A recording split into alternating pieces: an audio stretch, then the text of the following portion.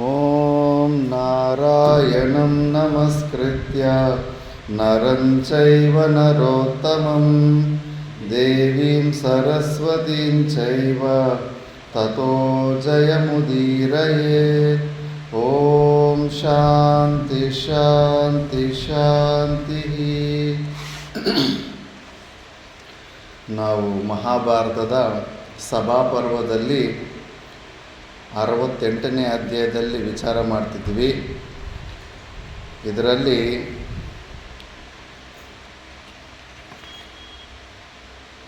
ಈಗ ವಿಚಾರ ನಡೀತಾ ಇದೆ. ಸಭಾಪರ್ವದಲ್ಲಿ ದ್ರೌಪದಿಗೆ ವಸ್ತ್ರ ಅಪಹರಣ ಮಾಡಿದ್ದಕ್ಕೆ ಅದಕ್ಕೆ ಅದು ನ್ಯಾಯನ ಅನ್ಯಾಯನ ಅನ್ನೋ ವಿಚಾರಗಳು ನಡೀತಾ ಇದ್ದಾವೆ.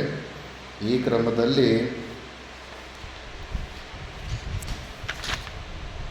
ದೈತ್ಯರ ಪುರಾಣಗಳಲ್ಲಿ ಎಲ್ಲ ಸ್ಟೋರಿಗಳನ್ನು ತೆಗಿತಾ ಇದ್ದಾರೆ, ಯಾವುದು ಧರ್ಮ ಯಾವುದು ಧರ್ಮ ಅಲ್ಲ ಅಂತ. ಈ ವಿಷಯದಲ್ಲಿ ಒಂದು ಇತಿಹಾಸವನ್ನು ಹಿರಿಯರು ಹೇಳುತ್ತಾರೆ, ಅದನ್ನೇ ನಿಮಗೂ ತಿಳಿಸಲು ಇಚ್ಛಿಸುತ್ತೇನೆ. ದೈತ್ಯರ ಅಧಿಪತಿಯಾದ ಪ್ರಹ್ಲಾದನೆಂಬ ಪ್ರಸಿದ್ಧ ರಾಜನಿದ್ದನು. ಅವನಿಗೆ ವಿರೋಚನನೆಂಬ ಮಗನಿದ್ದನು. ಒಂದು ಕನ್ಯೆಯನ್ನು ವಿವಾಹವಾಗುವ ಸಲುವಾಗಿ ವಿರೋಚನನಿಗೂ ಅಂಗೀರಸ ಕುಲೋದ್ಭವನಾದ ಸುಧನ್ವನಿಗೂ ಪರಸ್ಪರ ವಿವಾದ ಉಂಟಾಯಿತು. ಅವರಿಬ್ಬರಲ್ಲಿ ವಿದ್ಯೆಯಲ್ಲಿ ಪರಾಕ್ರಮದಲ್ಲಿಯೂ ನಾನು ಹೆಚ್ಚು ತಾನು ಹೆಚ್ಚು ಎಂಬ ಪರಸ್ಪರ ವಾದ ವಿವಾದಗಳು ನಡೆದು ಅದರ ಇತ್ಯರ್ಥದ ಸಲುವಾಗಿ ಇಬ್ಬರೂ ತಮ್ಮ ತಮ್ಮ ಪ್ರಾಣಗಳನ್ನೇ ಪಣವನ್ನಾಗಿಟ್ಟಿದ್ದರೆಂದು ನಾವು ಕೇಳಿದ್ದೇವೆ. ಸುಧನ್ವ ಮತ್ತು ವಿರೋಚನರು ತಮ್ಮಲ್ಲಿ ಯಾರು ಶ್ರೇಷ್ಠರೆಂಬುದನ್ನು ಪ್ರಹ್ಲಾದನ ಹತ್ತಿರ ಹೋಗಿ ಕೇಳಬೇಕೆಂದು ಸುಧನ್ವನು ಶ್ರೇಷ್ಠನೆಂದು ಪ್ರಹ್ಲಾದನು ತೀರ್ಪನ್ನಿತ್ತರೆ ವಿರೋಚನನು ಪ್ರಾಣ ತೊರೆಯುವುದಾಗಿಯೂ ವಿರೋಚನನು ಶ್ರೇಷ್ಠನೆಂದು ತೀರ್ಪನ್ನಿತ್ತರೆ ಸುಧನ್ವನು ಪ್ರಾಣ ತೊರೆಯುವುದಾಗಿಯೂ ಆ ಇಬ್ಬರೂ ತಮ್ಮ ತಮ್ಮಲ್ಲಿಯೇ ಒಪ್ಪಂದ ಮಾಡಿಕೊಂಡರು. ಕಡೆಗೆ ತೀರ್ಮಾನಕ್ಕಾಗಿ ವಿರೋಚನನ ತಂದೆಯಾದ ಪ್ರಹ್ಲಾದನ ಬಳಿಗೆ ಇಬ್ಬರು ಹೋದರು. ನಮ್ಮಿಬ್ಬರಲ್ಲಿ ಯಾರು ಹೆಚ್ಚು ಮಹಾರಾಜ? ನೀನೀ ಪ್ರಶ್ನೆಗೆ ಉತ್ತರಿಸಲೇಬೇಕು, ಸುಳ್ಳು ಹೇಳಬಾರದು ಎಂದು ಇಬ್ಬರೂ ಕೇಳಿಕೊಂಡರು. ಪ್ರಹ್ಲಾದನು ಅವರಿಬ್ಬರ ಪರಸ್ಪರ ಕಲಹದಿಂದ ಭಯಪಟ್ಟವನಾಗಿ ಸುಧನ್ವನ ಕಡೆಗೊಮ್ಮೆ ನೋಡಿದನು. ಸುಧನ್ವನ ಮುಖದಲ್ಲಿ ಕೋಪವಾವರಿಸಿದ್ದಿತು. ಅವನು ಸಾಕ್ಷಾತ್ ಬ್ರಹ್ಮದಂಡದಂತೆಯೇ ಪ್ರಜ್ವಲಿಸುತ್ತಿದ್ದನು. ಪ್ರಹ್ಲಾದನನ್ನು ಕುರಿತು ಗಡುಸಾದ ಧ್ವನಿಯಿಂದಲೇ ಹೇಳಿದನು, ದೈತ್ಯೇಶ್ವರನೇ, ನೀನು ಸುಳ್ಳು ಹೇಳಿದರೂ ಅಥವಾ ಉತ್ತರಿಸದೆ ಮೌನವಾಗಿದ್ದರೂ ಇಂದ್ರನು ನಿನ್ನ ತಲೆಯನ್ನು ತನ್ನ ವಜ್ರಾಯದಿಂದ 100 ಭಾಗಗಳನ್ನಾಗಿ ಸೀಲು ಬಿಡುವನು. ಸುಧನ್ವನ ಮಾತುಗಳನ್ನು ಕೇಳಿ ದೈತ್ಯರಾಜನು ಅಶ್ವತ್ಥಪರ್ಣದಂತೆ ಭೀತಿಯಿಂದ ತರತರನೆ ನಡುಗಿದನು. ಆ ವಿಷಯದಲ್ಲಿ ಸಲಹೆಯನ್ನು ಕೇಳುವ ಸಲುವಾಗಿ ಪ್ರಹ್ಲಾದನು ಒಡನೆಯೇ ಕಶ್ಯಪರ ಬಳಿಗೆ ಹೋಗಿ ಬದ್ಧಾಂಜಲಿಯಾಗಿ ನಿಂತು ಹೇಳಿದನು, ಮಹಾನುಭಾವರೇ, ತಾವು ಧರ್ಮಜ್ಞರು, ದೇವಾಸುರ ಬ್ರಾಹ್ಮಣರ ಧರ್ಮಗಳೆಲ್ಲವನ್ನೂ ತಿಳಿದವರು. ಎಲ್ಲರೂ ತಮ್ಮ ಧರ್ಮಬೋಧೆಯಂತೆಯೇ ನಡೆಯುತ್ತಿದ್ದಾರೆ. ಕರ್ತವ್ಯದ ವಿಷಯವಾಗಿ ನಾನೊಂದು ಸಂಕಟದಲ್ಲಿ ಸಿಕ್ಕಿಬಿದ್ದಿರುತ್ತೇನೆ. ಈ ವಿಷಯದಲ್ಲಿ ತಾವು ಧರ್ಮಮೂಲವಾದ ಪ್ರಶ್ನೆಗೆ ಉತ್ತರಿಸದಿದ್ದರೆ ಯಾವ ಶಿಕ್ಷೆಯಾಗುತ್ತದೆ ಮತ್ತು ಪ್ರಶ್ನೆಗೆ ಸುಳ್ಳು ಉತ್ತರವನ್ನು ಕೊಟ್ಟರೆ ಯಾವ ವಿಧವಾದ ಪಾಪವೂ ಪ್ರಾಪ್ತವಾಗುತ್ತದೆ ಎಂಬುದನ್ನು ದಯೆಯಿಟ್ಟು ವಿವರವಾಗಿ ಹೇಳಿರಿ. ಕಶ್ಯಪರು ಹೇಳತೊಡಗಿದರು, ಪ್ರಹ್ಲಾದ, ಒಬ್ಬ ಮನುಷ್ಯನು ಪ್ರಶ್ನೆಗೆ ತಕ್ಕ ಉತ್ತರವೇನೆಂಬುದು ತಿಳಿದಿದ್ದರೂ ಕೋಪದಿಂದಾಗಲಿ ಭಯದಿಂದಾಗಲಿ ದುರಾಶೆಯಿಂದಾಗಲಿ ಉತ್ತರಿಸದೆ ಮೌನವಾಗಿದ್ದರೆ ಅಂತಹವನು 1,000 ವರುಣ ಪಾಶಗಳಿಂದ ಬಂಧಿಸಲ್ಪಡುತ್ತಾನೆ. ಪ್ರತ್ಯಕ್ಷದರ್ಶಿಯಾಗಿದ್ದವನೊಬ್ಬನನ್ನು ಸಾಕ್ಷ್ಯ ಹೇಳಲು ಕರೆತಂದಾಗ ಜೋಳಾಡುತ್ತಿರುವ ಹಸುಗಳ ಕಿವಿಗಳಂತೆ ಚಂಚಲಚಿತ್ತನಾಗಿ 2 ಪಕ್ಷಗಳಿಗೂ ಹೊಂದಿಕೊಳ್ಳುವಂತೆ ಸಂಶಯಾಸ್ಪದವಾಗಿ ಸಾಕ್ಷಿ ಹೇಳಿದರೆ ಅವನೂ ಸಹಸ್ರ ವರುಣಪಾಶಗಳಿಂದ ಬಂಧಿತನಾಗುತ್ತಾನೆ. ಆ ವರುಣಪಾಶಗಳು ವರ್ಷಕ್ಕೊಂದರಂತೆ ಬಿಡುಗಡೆಯಾಗುತ್ತವೆ. ಪಾಪದಿಂದ ಮುಕ್ತನಾಗಲು ಸಹಸ್ರ ವರ್ಷಗಳೇ ಆಗುತ್ತವೆ. ಆದುದರಿಂದ ವಿಷಯವನ್ನು ತಿಳಿದಿರುವವನು ಮರೆಮಾಚದೆ ಸತ್ಯವನ್ನು ಹೇಳಿಯೇ ತೀರಬೇಕು. ಧರ್ಮವು ಅಧರ್ಮವೆಂಬ ಬರ್ಜಿಯಿಂದ ಇರಿಯಲ್ಪಟ್ಟು ಸಭೆಯೊಳಗೆ ಬಂದಾಗ ಆ ಶಲ್ಯವನ್ನು ತೆಗೆದುಹಾಕಿ ಧರ್ಮವನ್ನು ರಕ್ಷಿಸುವುದು ಸಭಾಸದರ ಮುಖ್ಯ ಕರ್ತವ್ಯ. ಹಾಗೆ ಮಾಡದಿದ್ದರೆ ಆ ಶಲ್ಯವು ಸಭ್ಯರೆಲ್ಲರನ್ನೂ ಹಿಂಸಿಸುತ್ತದೆ. ಪಾಪದ ಫಲವನ್ನು ಸಭ್ಯರು ಅನುಭವಿಸಬೇಕಾಗುತ್ತದೆ. ಒಂದು ಅಧರ್ಮ ಕ್ರಿಯೆಯು ನಡೆದಾಗ ಅದರ ಕೃತ್ಯವನ್ನು ಸಭೆಯಲ್ಲಿ ಸಭಾಸದರು ಖಂಡಿಸದೆ ಮೌನದಿಂದಿದ್ದರೆ ಆ ಪಾಪದ ಅರ್ಧ ಭಾಗವು ಸಭಾಧ್ಯಕ್ಷನಿಗೂ, ಕಾಲು ಭಾಗವು ಕರ್ತೃಗಳಿಗೂ, ಉಳಿದ ಕಾಲು ಭಾಗವು ಸಭಾಸದರಿಗೂ ಸೇರುತ್ತದೆ. ಅಧರ್ಮ ಕೆಲಸ ನಡೆದಾಗ ಸುಮ್ಮನೆ ಅಲ್ಲಿ ನಿಂತ್ಕೊಂಡಿದ್ರೆ ಸಾಕು, ನಿನಗೆ ಪಾಪ ಬಂದ್ಬಿಡುತ್ತೆ. ಖಂಡಿಸ್ಬೇಕು ಅದನ್ನು. ತಪ್ಪು ಕೆಲಸ ಯಾವುದಾದ್ರು ನಡೀತಿದ್ರೆ ಅದು ಮಾಡ್ತಾರೋ ತಪ್ಪು ಅಂತ ಖಂಡಿಸ್ಬೇಕು. ಇಲ್ಲ ಅಂದರೆ ನೀನು ಸುಮ್ಮನೆ ನಿಂತು ಮೌನ ಇದ್ದೀಯ ಅಂದರೆ ನೀನು ಅದನ್ನು ಎಂಕರೇಜ್ ಮಾಡ್ತಾ ಇದೆಯಾ ಅಂತ. ಇದಕ್ಕೆ ಪ್ರತಿಯಾಗಿ ಸಭೆಯಲ್ಲಿ ಪಾಪಕರ್ಮಿಯನ್ನು ಖಂಡಿಸಿದರೆ ಸಭಾಧ್ಯಕ್ಷನು ಸಭಾಸದರು ಪಾಪದಿಂದ ವಿಮುಕ್ತರಾಗಿ ಪಾಪವು ಸಂಪೂರ್ಣವಾಗಿ ಕರ್ತೃವಿಗೆ ಸೇರುತ್ತದೆ. ಪ್ರಹ್ಲಾದನೇ, ಧರ್ಮದ ವಿಷಯವಾಗಿ ಪ್ರಶ್ನೆ ಕೇಳಿದಾಗ ಧರ್ಮಕ್ಕೆ ವಿರೋಧವಾಗಿ ಉತ್ತರಿಸಿದರೆ, ಸುಳ್ಳು ಹೇಳಿದರೆ ಅವರು ಅವರ ಹಿಂದಿನ 7 ತಲೆಮಾರಿನವರು ಮತ್ತು ಮುಂದಿನ 7 ತಲೆಮಾರಿನವರು ಮಾಡಿದ ಮತ್ತು ಮಾಡುವ ಇಷ್ಟಾಪೂರ್ತಾದಿ ಪುಣ್ಯ ಕರ್ಮ ಫಲಗಳು ನಾಶವಾಗುವವು. ಸುಳ್ಳು ಹೇಳೋದಂದರೆ ಕಾಮಿಡಿ ಅನ್ಕೊಂಡ್ಬಿಟ್ಟಿದ್ದಾರೆ. ಸುಳ್ಳು ಹೇಳೋದ್ರಿಂದ ಎಷ್ಟು ಜನ್ಮಗಳ ಪಾಪಗಳ ಹಂಗೆ ನಾಶ ಮಾಡ್ಕೊಂಡ್ಬಿಡ್ತೀವಿ.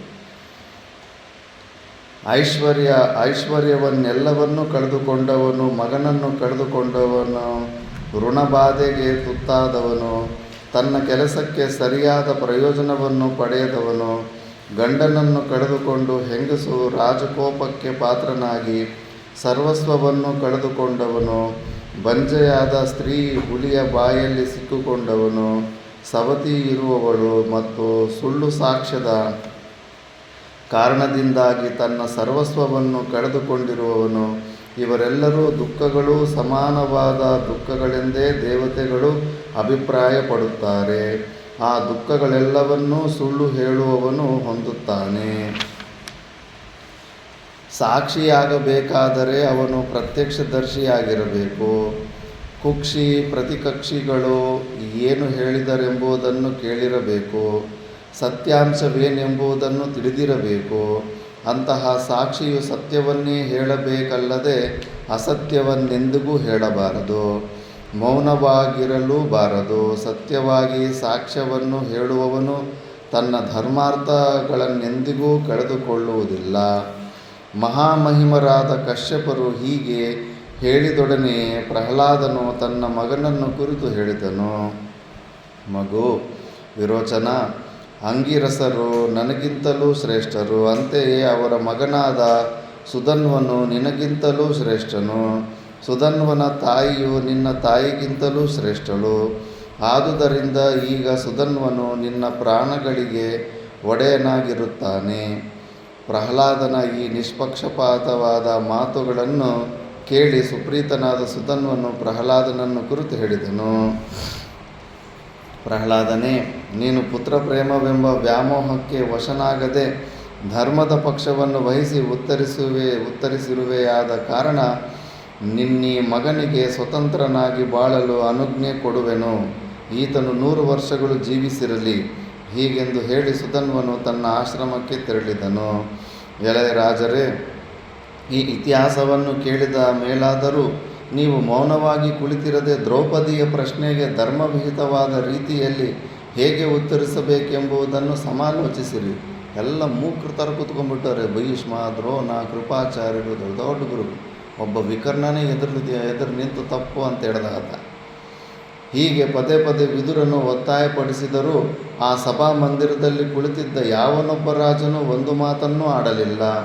ಕರ್ಣನೊಬ್ಬನು ಮಾತ್ರ ಉನ್ಮತ್ತನಾಗಿ ದುಶ್ಯಾಸನನಿಗೆ, ದುಶ್ಯಾಸನ, ನೀನೀಗಲೇ ಈ ದಾಸಿಯನ್ನು ಅಂತಃಪುರಕ್ಕೆ ಸೆಳೆದುಕೊಂಡು ಹೋಗು ಎಂದು ಹೇಳಿದನು. ದುಶ್ಯಾಸನನು ಒಡನೆಯೇ ಮೇಲೆದ್ದು ಸಭ್ಯರ ಮತ್ತು ಪಾಂಡವರ ಎದುರಿನಲ್ಲಿ ಸಂಕಟದಿಂದ ರೋದನ ಮಾಡುತ್ತಿದ್ದ ದುಶ್ಯಾಸನನ ಭಯದಿಂದಾಗಿ ನಡುಗುತ್ತಿದ್ದ, ನಾಚಿಕೆಯಿಂದ ತಲೆ ತಗ್ಗಿಸಿದ್ದ ತಪಸ್ವಿನಿಯಾದ ದ್ರೌಪದಿಯನ್ನು ಸೆಳೆಯತೊಡಗಿದನು. ಪಾರೀಕ್ಷಿತ: ದ್ರೌಪದಿಯು ಬಹಳ ಕಷ್ಟದಿಂದ ದುರುಳನಾದ ದುಶ್ಯಾಸನನ ಸೆಳೆತವನ್ನು ಸಹಿಸಿಕೊಂಡು ಕುರುರಾಜರನ್ನು ಕುರಿತು ಹೇಳತೊಡಗಿದಳು. ತಮ್ಮೆಲ್ಲರನ್ನು ಸಂದರ್ಶಿದೊಡನೆಯೇ ಮಾಡಬೇಕಾದ ಮುಖ್ಯ ಕರ್ತವ್ಯವನ್ನು ನಿರ್ವಹಿಸಲು ನನಗೆ ಇನ್ನೂ ಸಾಧ್ಯವಾಗಿಲ್ಲ. ಬಲಿಷ್ಠನಾದ ಈ ದುಶ್ಯಾಸನನಿಂದ ಸೆಳೆಯಲ್ಪಡುತ್ತಿರುವ ನಾನು ವ್ಯಾಕುಲಳಾಗಿದ್ದೇನೆ. ಇಲ್ಲಿರುವ ಕುರುಶ್ರೇಷ್ಠರಿಗೆ ವಿನಯಪೂರ್ವಕವಾಗಿ ಅಭಿವಾದನ ಮಾಡುತ್ತೇನೆ. ಇದು ನನ್ನ ಪ್ರಥಮ ಕರ್ತವ್ಯವಾಗಿದ್ದಿತು. ಆದರೆ ಈ ಕರ್ತವ್ಯವನ್ನು ಸಕಾಲದಲ್ಲಿ ಪಾಲಿಸದಿರುವ ಅಪರಾಧವು ನನ್ನದಾಗಿರುವುದಿಲ್ಲ ಎಂದು ಹೇಳುತ್ತಿದ್ದಂತೆಯೇ ದುಶ್ಯಾಸನನು ಪುನಃ ದ್ರೌಪದಿಯನ್ನು ವೇಗವಾಗಿ ಸೆಳೆದನು. ದ್ರೌಪದಿಯು ಕೆಳಗೆ ಬಿದ್ದಳು. ಅಂತಹ ದುರವಸ್ಥೆಯನ್ನು ಅನುಭವಿಸಲು ಅನರ್ಹಳಾದ ದ್ರೌಪದಿಯು ಗದ್ಗದ ಸ್ವರದಿಂದ ರೋದನ ಮಾಡುತ್ತಾ ಸಭ್ಯರನ್ನು ಕುರಿತು ಹೇಳತೊಡಗಿದಳು. ಅಯ್ಯೋ, ನನ್ನ ಸ್ವಯಂವರ ಕಾಲದಲ್ಲಿ ಮಾತ್ರ ನಾನು ರಾಜಸಭೆಗೆ ಕರೆತರಲ್ಪಟ್ಟಿದ್ದೇನು. ಅಲ್ಲಿಂದ ಮುಂದೆ ಯಾವಾಗಲೂ ಯಾರ ಕಣ್ಣಿಗೂ ಬಿದ್ದವಳಲ್ಲ. ಅಂತಹ ನಾನಿಂದು ಈ ರಾಜಸಭೆಗೆ ಸೆಳೆಯಲ್ಪಟ್ಟಿದ್ದೇನೆ. ಅಂತಃಪುರದಲ್ಲಿದ್ದಾಗ ಯಾವಳನ್ನು ಸೂರ್ಯ ವಾಯುಗಳು ನೋಡಲು ಸಾಧ್ಯವಾಗುತ್ತಿರಲಿಲ್ಲವೋ ಅಂತಹವಳನ್ನಿಂದು ಈ ಸಭ್ಯರು ಮುಂದೆ ಪ್ರದರ್ಶನಕ್ಕೆ ಸೆಳೆತರಲಾಗಿದೆ. ಪಾಂಡುಕುಮಾರರು ಯಾವಳ ಮೇಲೆ ವಾಯುದೇವನ ಸ್ಪರ್ಶವನ್ನು ಸಹಿಸುತ್ತಿರಲಿಲ್ಲವೋ ಅಂತಹವಳನ್ನಿಂದು ದುರಾತ್ಮನು ಈ ಸಭೆಗೆ ಸೆಳೆದು ತಂದು ಪಶುವಿಗಿಂತಲೂ ಕಡೆಯಾಗಿ ಪರಿಗಣಿಸುತ್ತಿರುವಾಗ ಈ ಪಾಂಡವರು ಸುಮ್ಮನಿದ್ದಾರೆ. ಸೊಸೆಯಂತೆಯೂ ಮಗಳಂತೆಯೂ ಇರುವ ಮತ್ತು ಇಂತಹ ಕ್ರೂರ ಶಿಕ್ಷೆಗೆ ಅನರ್ಹಳಾಗಿರುವ ನನ್ನನ್ನು ಈ ದುಶ್ಯಾಸನನು ಎಳೆದಾಡುತ್ತಿದ್ದರೂ ಸಹಿಸಿಕೊಂಡು ಇಲ್ಲಿರುವ ಕುರುವಂಶದ ಹಿರಿಯರು ಸುಮ್ಮನೇ ಕುಳಿತಿದ್ದಾರೆ. ಕಾಲವೈಪರೀತ್ಯವೇ ಇವೆಲ್ಲಕ್ಕೂ ಕಾರಣವೆನಿಸುತ್ತದೆ. ಏಕೆಂದರೆ ನಾನು ಸತ್ಕುಲ ಪ್ರಸೂತಳಾಗಿ ಪತಿವ್ರತೆಯಾಗಿದ್ದರೂ ನಿಷ್ಕಾರಣವಾಗಿ ಈ ಮಹಾಸಭೆಗೆ ಸೆಳೆಯಲ್ಪಟ್ಟಿರುವನೆಲ್ಲ.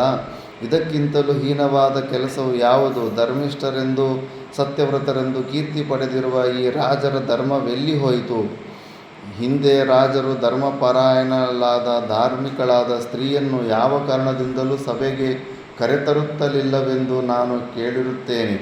ಆ ಸನಾತನ ಧರ್ಮವೇ ಇಂದು ಈ ಕುರುರಾಜರಲ್ಲಿ ನಾಶವಾದಂತಾಗಿದೆ. ಹಾಗಿಲ್ಲದಿದ್ದರೆ ಪಾಂಡವರ ಧರ್ಮಪತ್ನಿಯಾಗಿರುವ ದೃಷ್ಟದ್ಯುಮ್ನನ ತಂಗಿಯಾಗಿರುವ ಮತ್ತು ವಾಸುದೇವನ ಸಖಿಯಾಗಿರುವ ನನ್ನನ್ನು ಹೇಗೆ ತಾನೇ ಈ ಮಹಾಸಭೆಗೆ ಸೆಳೆದು ತರುತ್ತಿದ್ದರು? ಕುರುರಾಜರೇ, ನಾನು ಯುಧಿಷ್ಠಿರನ ಧರ್ಮಪತ್ನಿಯಾಗಿದ್ದೇನೆ ಮತ್ತು ಅವನಂತೆಯೇ ನಾನು ಕ್ಷತ್ರಿಯ ಕುಲೋತ್ಪನ್ನಳಾಗಿದ್ದೇನೆ. ಆದುದರಿಂದ ನಿಶ್ಚಯವಾಗಿ ಹೇಳಿರಿ, ನಾನು ದಾಸಿಯೇ ಅಲ್ಲವೇ? ನಾನು ತಮ್ಮ ತೀರ್ಮಾನವನ್ನು ಸಂತೋಷದಿಂದ ಅಂಗೀಕರಿಸಿ ಅದರಂತೆ ನಡೆಯುತ್ತೇನೆ. ಕುರುಗಳ ಕೀರ್ತಿಗೆ ಕಳಂಕಪ್ರಾಯನಾಗಿರುವ ಈ ದುರುಳನು ನನ್ನನ್ನು ಕ್ಷಣ ಕ್ಷಣಕ್ಕೂ ಅತ್ತಲಿತ್ತ ಎಳೆದು ಹಿಂಸಿಸುತ್ತಿದ್ದಾನೆ. ನಾನೀ ಸಂಕಟವನ್ನು ಹೆಚ್ಚು ಹೊತ್ತು ಸಹಿಸಲಾರೆನು. ಆದುದರಿಂದ ನಾನು ನ್ಯಾಯದಿಂದ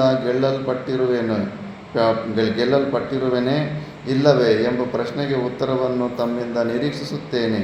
ನಿಮ್ಮ ಉತ್ತರವು ನನಗೆ ಅನುಕೂಲವಾಗಿದ್ದರೂ ಅಥವಾ ಪ್ರತಿಕೂಲವಾಗಿದ್ದರೂ ಸಂತೋಷದಿಂದ ಒಪ್ಪಿಕೊಳ್ಳುತ್ತೇನೆ. ದ್ರೌಪದಿಯ ಮಾತುಗಳನ್ನು ಕೇಳಿ ಭೀಷ್ಮನು ಪುನಃ ಉತ್ತರಿಸಿದನು. ಕಲ್ಯಾಣಿ, ನಾನು ಹಿಂದೆಯೇ ಹೇಳಿದಂತೆ ಧರ್ಮವೆಂಬುದು ಬಹಳ ಸೂಕ್ಷ್ಮವಾದದ್ದು. ಕೆಲವು ಸಮಯಗಳಲ್ಲಿ ಮಹಾತ್ಮರಾದ ವಿಶೇಷಜ್ಞರಾದ ಜ್ಞಾನಿಗಳಿಂದಲೂ ಧರ್ಮದ ವಿಷಯವಾಗಿ ಇದಮಿತ್ತಂ ಎಂದು ತೀರ್ಮಾನಿಸಲು ಸಾಧ್ಯವಾಗುವುದಿಲ್ಲ.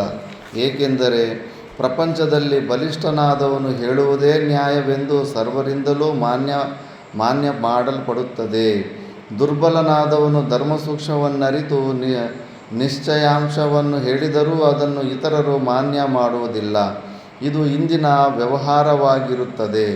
ಆದುದರಿಂದಲೇ ಕರ್ಣ, ದುರ್ಯೋಧನರು ಹೇಳುವ ಮಾತುಗಳೇ ಇಂದು ಸರ್ವೋಚ್ಚ ಧರ್ಮವಾಗಿದೆ. ನನ್ನ ಅಭಿಪ್ರಾಯವನ್ನು ಹೇಳಬೇಕೆಂದರೆ ನೀನು ಕೇಳುತ್ತಿರುವ ಪ್ರಶ್ನೆಯು ಸಮಸ್ಯೆಯಾಗಿದೆ, ಅನೇಕ ಸೂಕ್ಷ್ಮ ವಿಷಯಗಳನ್ನೊಳಗೊಂಡಿದೆ.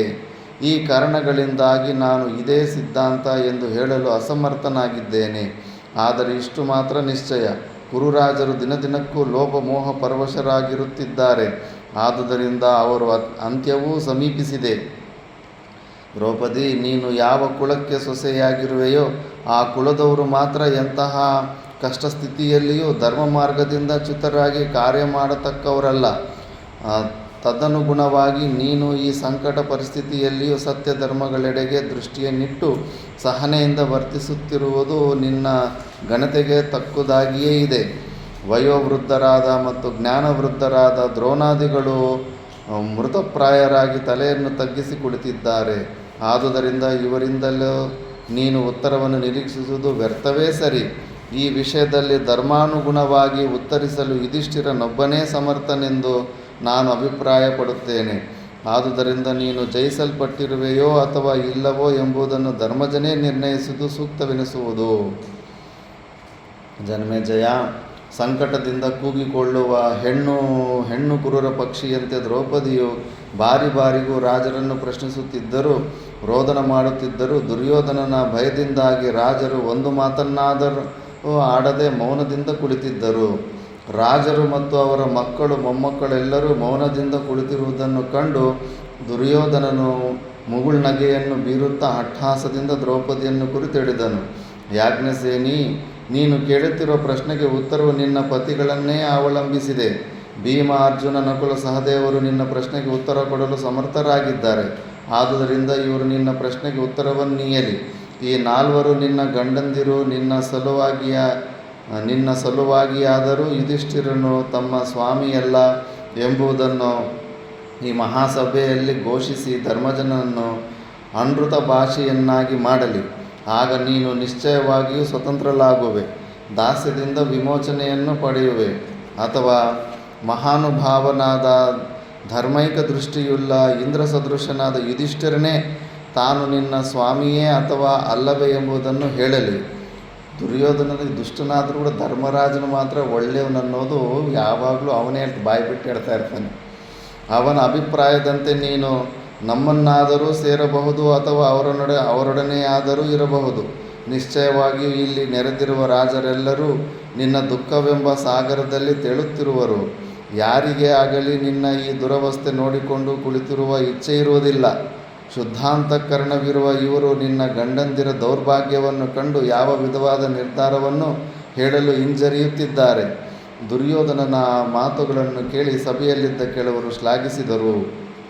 ಕಣ್ಣುಗಳ ಮತ್ತು ತುಟಿಗಳ ವಿಸ್ಫುರಣೆಗಳಿಂದಲೂ ಜಯಘೋಷಗಳಿಂದಲೂ ತಮ್ಮ ಅಂಗೀಕಾರವನ್ನು ಕೆಲವರು ವ್ಯಕ್ತಪಡಿಸಿದರು. ಮತ್ತೆ ಕೆಲವರು ದುರ್ಯೋಧನನ ಆಂತರ್ಯವೇನೆಂಬುದನ್ನು ತಿಳಿದವರಾಗಿ ಆಹಾ ಆಹಾ ಎನ್ನುತ್ತಾ ಆರ್ತನಾದಗಳನ್ನು ಮಾಡಿದರು. ದುರ್ಯೋಧನನ ಕಡೆಯವರಿಗೆ ಅವನ ಮಾತುಗಳು ಅತ್ಯಂತ ರುಚಿಕರವಾಗಿದ್ದವು. ಕೌರವರೆಲ್ಲರಿಗೂ ಬಹಳ ಆನಂದವಾಯಿತು. ಕೆಲವು ರಾಜರು ಆನಂದ ತುಂದಿಲರಾಗಿ ದುರ್ಯೋಧನನನ್ನು ಶ್ಲಾಘಿಸಿದರು. ರಾಜರ ದೃಷ್ಟಿಗಳೆಲ್ಲವೂ ಯುಧಿಷ್ಠಿರನ ಕಡೆಗೆ ತಿರುಗಿದವು.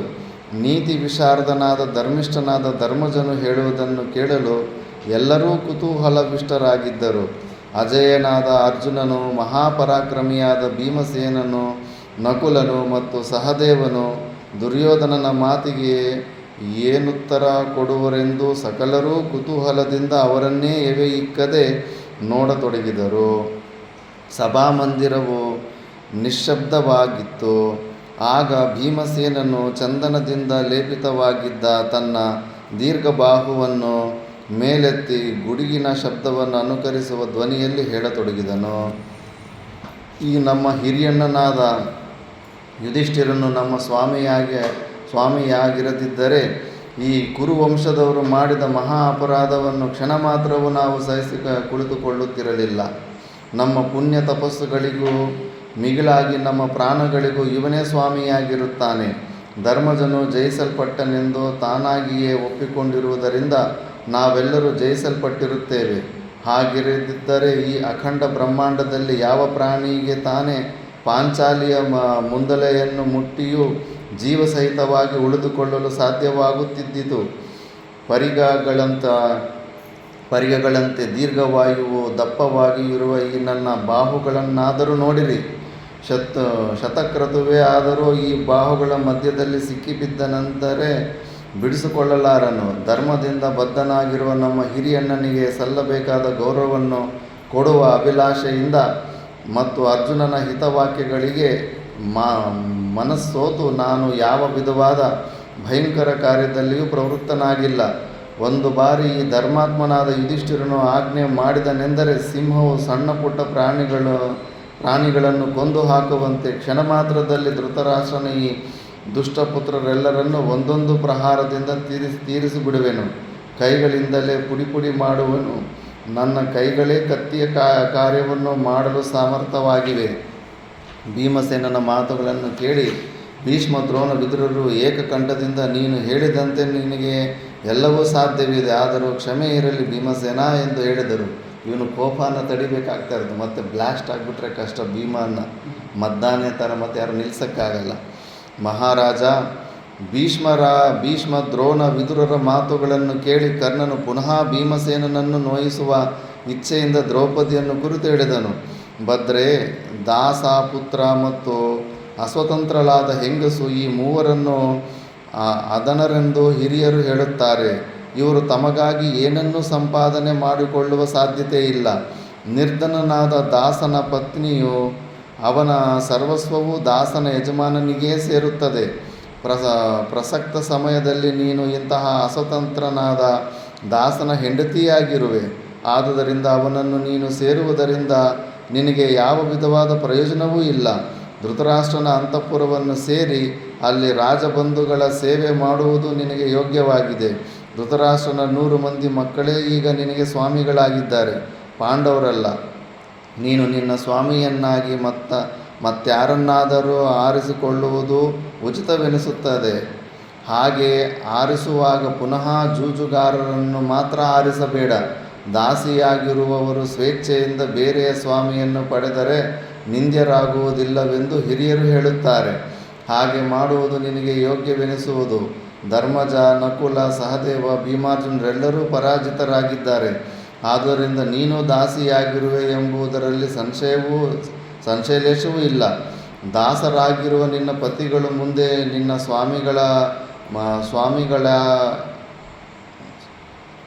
ಸ್ವಾಮಿಗಳಾಗಲಾರರು.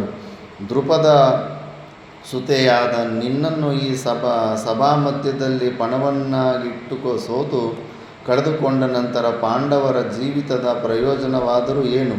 ಪರಾಕ್ರಮ ಪೌರುಷಗಳ ಪ್ರಯೋಜನವಾದರೂ ಏನು? ಸಕಲವೂ ವ್ಯರ್ಥ. ಶೂಲಪ್ರಾಯವಾದ ಕರ್ಣನ ಮಾತುಗಳನ್ನು ಕೇಳಿ ಭೀಮಸೇನನು ದೀರ್ಘವಾಗಿ ನಿಟ್ಟುಸಿರು ಬಿಟ್ಟನು. ಪ್ರತಿಕ್ರಿಯೆ ಮಾಡಲು ಅಸಹಾಯಕನಾಗಿದ್ದನು. ಅಣ್ಣನ ಇಚ್ಛೆಯಂತೆ ನಡೆಯಬೇಕಾಗಿತ್ತು. ಧರ್ಮವೆಂಬ ಪಾಶದಿಂದ ಬಂಧಿತನಾಗಿದ್ದನು. ಅವನ ಹೃದಯದಲ್ಲಡಗಿರುವ ಕೋಪಾಗ್ನಿಯು 2 ಕಣ್ಣುಗಳ ಮೂಲಕ ಹೊರಬಂದು ಸಕಲವನ್ನು ದಹಿಸಿಬಿಡುವುದೋ ಎಂಬಂತೆ 2 ಕಣ್ಣುಗಳು ಕೆಂಡದಂತೆಯೇ ಕೆಂಪಾದವು. ಹಲ್ಲುಗಳನ್ನು ಕಟಕಟನೆ ಕಡಿಯುತ್ತಾ ಯುಧಿಷ್ಠಿರನೊಡನೆ ಹೇಳಿದನು. ಮಹಾರಾಜ, ಕರ್ಣನಾಡುತ್ತಿರುವ ಮಾತುಗಳಿಗೆ ನಾನು ಕೋಪಗೊಳ್ಳುವುದಿಲ್ಲ, ಏಕೆಂದರೆ ದಾಸ ಧರ್ಮವೇ ಹೀಗಿರುತ್ತದೆ.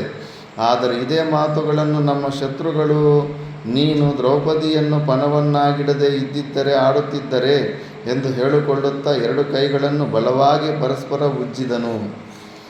ಭೀಮಸೇನನ ಆ ಮಾತುಗಳನ್ನು ಕೇಳಿ ದುರ್ಯೋಧನನು ಸ್ಥಾಣುವಿನಂತೆ ಮೌನವಾಗಿ ಪ್ರಜ್ಞಾಹೀನನಾದವನಂತೆ ಕುಳಿತಿದ್ದ ಧರ್ಮಜನನ್ನು ಕುರಿತು ಪುನಃ ಹೇಳಿದನು. ಧರ್ಮಜ, ಭೀಮಾರ್ಜುನ, ನಕುಲ, ಸಹದೇವರು ನಿನ್ನ ಆಜ್ಞಾಧಾರಕರಾಗಿದ್ದಾರೆ. ಆದುದರಿಂದ ಅವರು ದ್ರೌಪದಿಯು ಕೇಳಿದ ಪ್ರಶ್ನೆಗೆ ಉತ್ತರಿಸಲಾರರು. ನೀನಾದರೂ ಹೇಳು, ಕೃಷ್ಣೆಯು ನಮ್ಮಿಂದ ಗೆಲ್ಲಲ್ಪಟ್ಟವಳೋ ಅಥವಾ ಇಲ್ಲವೇ? ಆ ಸಮಯದಲ್ಲಿ ದುರ್ಯೋಧನನಿಗೆ ಪಾಂಡವರಿಗೂ ಪಾಂಚಾಲಿಗೂ ಇನ್ನೂ ಹೆಚ್ಚಿನ ಪರಿತಾಪವನ್ನುಂಟು ಮಾಡಬೇಕೆನ್ನಿಸಿತು. ಕಟಕಟನೆ ಹಲ್ಲು ಕಡಿಯುತ್ತಿದ್ದ ಧರ್ಮವೆಂಬ ಮಂತ್ರದಿಂದ ಕಟ್ಟಿಹಾಕಲ್ಪಟ್ಟಿದ್ದ ಭೀಮಸೇನನನ್ನು ಮತ್ತಷ್ಟು ರೇಗಿಸಬೇಕೆಂದು ನಿಶ್ಚಯಿಸಿದನು. ಅದರ ಪರಿಣಾಮವೇನೆಂಬುದರ ಅರಿವು ಅವನಿಗಿರಲಿಲ್ಲ. ಬಾಳೆಯ ಗಿಡದಂತಿದ್ದ ಅಥವಾ ಆನೆಯ ಸೊಂಡಿಲಿನಂತಿದ್ದ ಸಕಲ ಶುಭ ಲಕ್ಷಣಗಳಿಂದಲೂ ಕೂಡಿದ್ದ ಮತ್ತು ಇಂದ್ರನ ವಜ್ರಾಯುಧಕ್ಕೆ ಸಮಾನವಾದ ಬಲದಿಂದ ಕೂಡಿದ್ದ ತನ್ನ ಎಡತೊಡೆಯ ಮೇಲಿದ್ದ ಧೋತ್ರವನ್ನು ಮೇಲಕ್ಕೆ ಬಿಗಿದು ದ್ರೌಪದಿಯ ಎದುರಿನಲ್ಲಿ ಅದನ್ನು ಪ್ರದರ್ಶಿಸಿದನು. ದ್ರೌಪದಿಯ ಮುಂದೆ ತೊಡೆಯನ್ನು ತೋರಿಸಿಕೊಂಡು ಮದೋನ್ಮತ್ತನಾಗಿದ್ದ ದುರ್ಯೋಧನನನ್ನು ಕಂಡು ಭೀಮಸೇನನನ್ನು ರೋಷಾವಿಷ್ಟನಾದನು. ವಿಸ್ತೃತವಾದ ಮತ್ತು ಕೆಂಪಾದ ಕಣ್ಣುಗಳಿಂದ ದುರ್ಯೋಧನನನ್ನು ದುರದುರನೆ ನೋಡುತ್ತಾ ಆ ಸಭೆಯಲ್ಲಿದ್ದ ಸದಸ್ಯರೆಲ್ಲರಿಗೂ ಕೇಳಿಸುವಂತೆ ನೆರೆದಿದ್ದ ರಾಜರ ಮಧ್ಯದಲ್ಲಿ ಉದ್ಘೋಷಿಸಿದನು. ಮುಂಬರುವ ಮಹಾಯುದ್ಧದಲ್ಲಿ ಈ ನಿನ್ನ ತೊಡೆಯನ್ನು ನನ್ನ ಗದೆಯಿಂದ ಭೇದಿಸದಿದ್ದರೆ ನನ್ನ ಪೂರ್ವಜರು ಪಡೆದಿರುವ ಪುಣ್ಯಲೋಕಗಳು ಈ ವೃಕೋದರನಿಗೆ ಲಭಿಸದಿರಲಿ. ಬೆಂಕಿ ಹೊತ್ತಿಕೊಂಡು ಒಣಗಿದ ಮರದ ಸುತ್ತಲೂ ಯಜ್ಞೇಶ್ವರನು ಪ್ರಜ್ವಲಿಸುವಂತೆ ಭೀಮಸೇನನು ಅಂಗಾಂಗಗಳಲ್ಲಿಯೂ ಕೋಪಾಗ್ನಿಯ ಜ್ವಾಲೆಯು ಹೊರಹೊಮ್ಮುತ್ತಿದ್ದಿತು. ಸರ್ವನಾಶಕವಾಗುವುದೆಂದು ಶಂಕಿಸುತ್ತಿದ್ದ ವಿದುರನು ಭೀಮಸೇನನ ಪ್ರತಿಜ್ಞೆಯನ್ನು ಕೇಳಿದೊಡನೆ ಪುನಃ ಸಭೆಯನ್ನುದ್ದೇಶಿಸಿ ಹೇಳಿದನು. ಪ್ರತೀಪ ಕುಲಪ್ರಸೂತರೇ, ಭೀಮಸೇನನಿಂದ ಉಂಟಾಗಲಿರುವ ಭಯವನ್ನು ಮನಗಾಣಿರಿ. ಭಾರತ ಕುಲವನ್ನೇ ವಿನಾಶ ಮಾಡಲು ಪ್ರಾದುರ್ಭೂತವಾಗಿರುವ ಈ ಅಪಘಾತವು ನಿಶ್ಚಯವಾಗಿಯೂ ದೈವಪ್ರೇರಿತವಾಗಿಯೇ ಇರುವುದು. ನ್ಯಾಯ ನಿಬಂಧನೆಗಳನ್ನು ಅತಿಕ್ರಮಿಸಿ ದ್ಯೂತವು ಆಡಲ್ಪಟ್ಟಿತು. ಕಾರಣವಿಲ್ಲದೆ ಮಾನಿಷ್ಠೆಯಾದ ಸ್ತ್ರೀಯನ್ನು ಈ ಸಭೆಯೆಲ್ಲ ಅಪಮಾನಗೊಳಿಸಿ ವಿವಾದಕ್ಕೆ ಎಡೆಮಾಡಿಕೊಂಡಿರಿ. ಈ ನಿಮ್ಮ ರಾಷ್ಟ್ರದ ಯೋಗಕ್ಷೇಮಗಳ ಅಂತ್ಯವು ಸಮೀಪಿಸಿದೆ. ವಿನಾಶವು ಅನತಿ ದೂರದಲ್ಲಿದ್ದರೂ ಈ ಕೌರವರು ಪಾಪಭೂಯಿಷ್ಠವಾದ ಮಂತ್ರಾಲೋಚನೆಯಲ್ಲಿಯೇ ನಿರತರಾಗಿದ್ದಾರೆ. ಕುರುವಂಶ ಪ್ರದೀಪರೇ, ಈಗಲಾದರೂ ನಾನು ಹೇಳುವುದನ್ನು ಕೇಳಿರಿ. ಧರ್ಮಕ್ಕೆ ಪರಾಭವವಾದರೆ ಈ ಸಭೆಯೇ ಕಲುಷಿತವಾಗುತ್ತದೆ. ಧರ್ಮಜನೇನಾದರೂ ತಾನು ಸೋಲುವ ಮೊದಲು ದ್ರೌಪದಿಯನ್ನು ಪಣವನ್ನಾಗಿಟ್ಟಿದ್ದರೆ ಸ್ವಾಮಿಯು ತನ್ನ ಪತ್ನಿಯನ್ನು ಪಣವನ್ನಾಗಿಟ್ಟಿದ್ದಾನೆಂದು ಹೇಳಬಹುದಾಗಿತ್ತು. ಆದರೆ ಧರ್ಮಜನು ತನ್ನನ್ನೇ ತಾನು ಸೋತ ನಂತರ ದ್ರೌಪದಿಯನ್ನು ಪಣವನ್ನಾಗಿಟ್ಟಿದ್ದಾನೆ. ದಾಸನಾದವನಿಗೆ ತನ್ನದೆಂಬ ವಸ್ತುವೇ ಇರಲು ಅವಕಾಶವಿರುವುದಿಲ್ಲ. ಯಾವ ವಸ್ತುವಿನ ಮೇಲೂ ಈಶತ್ವವಿಲ್ಲದವನು ದಾಸನು. ಪಣವನ್ನಾಗಿಟ್ಟ ವಸ್ತುವನ್ನು ಗೆದ್ದುಕೊಂಡಿದ್ದ ಕನಸಿನಲ್ಲಿ ಐಶ್ವರ್ಯವನ್ನು ಪಡೆದಂತೆಯೇ ಸರಿ. ಶಕುನಿಯ ಮಾತುಗಳನ್ನು ಪುರಸ್ಕರಿಸಿ ಧರ್ಮಜನು ದ್ರೌಪದಿಯನ್ನು ಪಣವನ್ನಾಗಿಟ್ಟನೇ ಹೊರತು ಸ್ವೇಚ್ಛೆಯಿಂದಿಲ್ಲ. ಆದುದರಿಂದ ನಾನು ಹೇಳುತ್ತಿರುವೆ, ಸಂಶಯ ಲೇಷವೂ ಇಲ್ಲದ ಸತ್ಯಾಂಶವನ್ನು ದೂರೀಕರಿಸಬೇಡಿರಿ. ವಿದುರನ ಮಾತುಗಳನ್ನು ಕೇಳಿಯೂ ದುರ್ಯೋಧನನಿಗೆ ವಿವೇಕವುಂಟಾಗಲಿಲ್ಲ. ದುರ್ಯೋಧನನು ಪುನಃ ಸಭ್ಯರನ್ನು ಕುರಿತು ಹೇಳಿದನು. ಭೀಮಾರ್ಜುನ ನಕುಲ ಸಹದೇವರ ಮಾತುಗಳನ್ನು ನಾನು ಮಾನ್ಯ ಮಾಡುತ್ತೇನೆ. ಇವರು ಯುಧಿಷ್ಠಿರನ ತಮ್ಮ ಸ್ವಾಮಿಯಲ್ಲವೆಂದು ಹೇಳಿಬಿಡಲಿ. ಒಡನೆಯೇ ಯಾಜ್ಞಸೇನೆಯು ದಾಸ್ಯವೃತ್ತಿಯಿಂದ ವಿಮುಕ್ತಳಾಗುತ್ತಾಳೆ. ಇದೇ ವಿಧವಾದ ಪ್ರಶ್ನೆಗೆ ಭೀಮನು ಹಿಂದೆಯೇ ಉತ್ತರಿಸಿದವನಲ್ಲವೇ? ಮುಂದೆ ಅರ್ಜುನನು ದುರ್ಯೋಧನನ ಪ್ರಶ್ನೆಗೆ ಉತ್ತರವನ್ನಿತ್ತನು. ಕುಂತಿಪುತ್ರನಾದ ಧರ್ಮಾತ್ಮನಾದ ಯುಧಿಷ್ಠಿರನು ಜೂಜಾಡುವ ಮೊದಲು ನಮ್ಮೆಲ್ಲರಿಗೂ ಸ್ವಾಮಿಯಾಗಿದ್ದನು. ತನ್ನನ್ನೇ ತಾನು ಸೋತು ಕೊಂಡ ಮೇಲೆ ಇವನು ಯಾರಿಗೆ ಸ್ವಾಮಿ ಎಂಬುದನ್ನು ಕುರುವಂಶ ಸಂಭೂತರಾದ ನೀವೇ ತಿಳಿದುಕೊಳ್ಳಬಹುದಾಗಿದೆ. ಆದ್ದರಿಂದ ದ್ರೌಪದಿಯು ಜಿತಲಾಗಿಲ್ಲ ಅನ್ನೋ ಉದ್ದೇಶ. ಈ ಸಮಯಕ್ಕೆ ಸರಿಯಾಗಿ ಧೃತರಾಷ್ಟ್ರನ ಹೋಮಗೃಹದಲ್ಲಿ ನರಿಯು ಅರಚುತ್ತಿದ್ದುದು ಕೇಳಿಸಿತು. ಆ ಧ್ವನಿಯನ್ನೇ ಅನುಸರಿಸಿ ಕತ್ತೆಗಳು ಕಿರುಚಿದವು. ಘೋರ ಪಕ್ಷಿಗಳು ವಿಕಾರವಾಗಿ ಪ್ರತಿಧ್ವನಗೈದವು. ವಿದುರನು ಮತ್ತು ಗಾಂಧಾರಿಯು ಆ ಅಪಸ್ವರಗಳ ಮುನ್ಸೂಚನೆಯನ್ನು ತಿಳಿದುಕೊಂಡರು. ಭೀಷ್ಮ, ದ್ರೋಣ, ಕೃಪರು ಈ ವಿಕಾರ ಧ್ವನಿಗಳನ್ನು ಕೇಳಿ ಸ್ವಸ್ತಿ ಸ್ವಸ್ತಿ ಎಂದರು. ಗಾಂಧಾರಿ, ವಿದುರರಿಬ್ಬರು ಧೃತರಾಷ್ಟ್ರನಿಗೆ ಆ ಭಯಾನಕ ಶಬ್ದಗಳ ರಹಸ್ಯವನ್ನು, ಮುಂಬರುವ ಘೋರವಾದ ಪೀಡೆಯನ್ನು ವಿವರಿಸಿ ಹೇಳಿದರು. ಧೃತರಾಷ್ಟ್ರನ ಭಯದಿಂದ ಕುಪಿತನಾಗಿ ಮಗನೊಡನೆ ಹೇಳಿದನು. ಇದೆಲ್ಲ ಕೆಲವು ಶಕುನಗಳಿರ್ತವೆ. ಇಸ್ರೇಲ್ನಲ್ಲಿ ಕೋಟ್ಯಾನುಗಟ್ಟಲೆ ಕಾಗೆಗಳು ಬಂದವೆ. ದೊಡ್ಡ ವಿನಾಶ ಆಗುತ್ತೆ ಅಂತ ಎಲ್ಲ ಹೆದರ್ತಾರೆ. ಯುದ್ಧಗಳೆಲ್ಲ ಸ್ಟಾರ್ಟ್ ಆಗಿದೆ. ಕೆಲವೊಂದು ಸೂಚನೆಗಳು ಬರ್ತಾ ಇರ್ತವೆ. ಭೂಮಿ ಕಂಪನೆ ಆಗುತ್ತೆ. ಕೊರೋನಾ ಸಮಯದಲ್ಲಿ ಉತ್ತರ ಭಾರತದಲ್ಲಿ 18 ಸತಿ ಭೂಕಂಪ ಥರ ಬಂದಿತ್ತು. 18 ಸತಿ ಶೇಕ್ ಆಗಿತ್ತು. ಆದ್ದರಿಂದ ಕೆಲವೊಂದು ಶಕುನಗಳು ಬರ್ತಾ ಇರ್ತವೆ. ದೊಡ್ಡದು ಅಪಾಯ ಬರ್ತಾ ಇರುತ್ತೆ ಅಂದರೆ ಆ ಥರ ಇವೆಲ್ಲ ಈಗ ಶಕುನಗಳೆಲ್ಲ ಕೇಳಿಸ್ಬಿಡ್ತು. ಮಂದಬುದ್ಧಿಯಾದ ದುರ್ಯೋಧನನೇ, ಈ ಮಹಾಸಭೆಯಲ್ಲಿ ಕುರುಪುಂಗವರ ವೀರಪತ್ನಿಯಾದ ದ್ರೌಪದಿಯನ್ನು ಅಪಮಾನಕ್ಕೆ ಗುರಿ ಮಾಡಿರುವ ನೀನು ಮೃತ್ಯುವಿನ ಮಡಿಲಿನಲ್ಲಿರುವೆ ಎಂಬುದನ್ನು ತಿಳಿದವನಾಗಲಿ. ಈಗ ಬೈತವನ್ನೇ ಮಗನು ಧೃತರಾಷ್ಟ್ರ ದುರ್ಯೋಧನನ್ನು ಎಂದು ದುರ್ಯೋಧನನನ್ನು ಮೂದಲಿಸಿ ಕ್ಷಣಕಾಲ ತನ್ನಲ್ಲಿಯೇ ತಾನು ಯೋಚಿಸಿ ಮುಂಬರಲಿರುವ ಮಹೋತ್ಪಾತದಿಂದ ತನ್ನ ಬಂಧು ಮಿತ್ರರನ್ನು ಸಂರಕ್ಷಿಸಬೇಕೆಂದು ನಿಶ್ಚಯಿಸಿದವನಾಗಿ ಪಾಂಚಾಲಿಯನ್ನು ಸವಿಮಾತುಗಳಿಂದ ಸಂತೈಸತೊಡಗಿದನು. ಪಾಂಚಾಲಿ, ನೀನು ಪತಿವ್ರತೆ, ಧರ್ಮನಿಷ್ಠಳು. ನೀನು ನನ್ನ ರಲ್ಲಿಯೂ ಶ್ರೇಷ್ಠಲಾಗಿರುವೆ. ನಿನ್ನ ವಿಷಯದಲ್ಲಿ ನಾನು ಸುಪ್ರೀತನಾಗಿರುವೆನು. ನಿನಗೆ ಬೇಕಾಗಿರುವ ವರವನ್ನು ಕೇಳು, ಕೊಡುವೆನು ಅಂತ ಅಂದುಬಿಡ್ತಾನೆ. ಆ ಸಮಯದಲ್ಲಿ ದ್ರೌಪದಿಯು ಧೃತರಾಷ್ಟ್ರನನ್ನು ಕೇಳಿಕೊಂಡು, ವರವು ಪ್ರಶಂಸನೀಯವಾದದ್ದು. ಭರತಕುಲಾವತಂಸನೇ, ನನಗೆ ನೀನು ವರವನ್ನು ಕೊಡಲು ನಿಶ್ಚಯಿಸಿರುವುದೇ ಆದರೆ ಸರ್ವಧರ್ಮಜ್ಞನಾದ ಶ್ರೀಮಂತನಾದ ಈ ಯುಧಿಷ್ಠಿರನು ದಾಸ್ಯದಿಂದ ವಿಮುಕ್ತನಾಗಲಿ ಎಂಬ ವರವನ್ನು ಕೇಳುತ್ತೇನೆ. ನಿಜ ಸ್ಥಿತಿಯನ್ನು ತಿಳಿದ ಬಾಲಕರು ಅಭಿಮಾನಿಯಾದ ನನ್ನ ಮಗನಾದ ಪ್ರತಿವಿಂಧ್ಯನನ್ನು ದಾಸಪುತ್ರನೆಂದು ಕರೆಯದಂತಾಗಲಿ.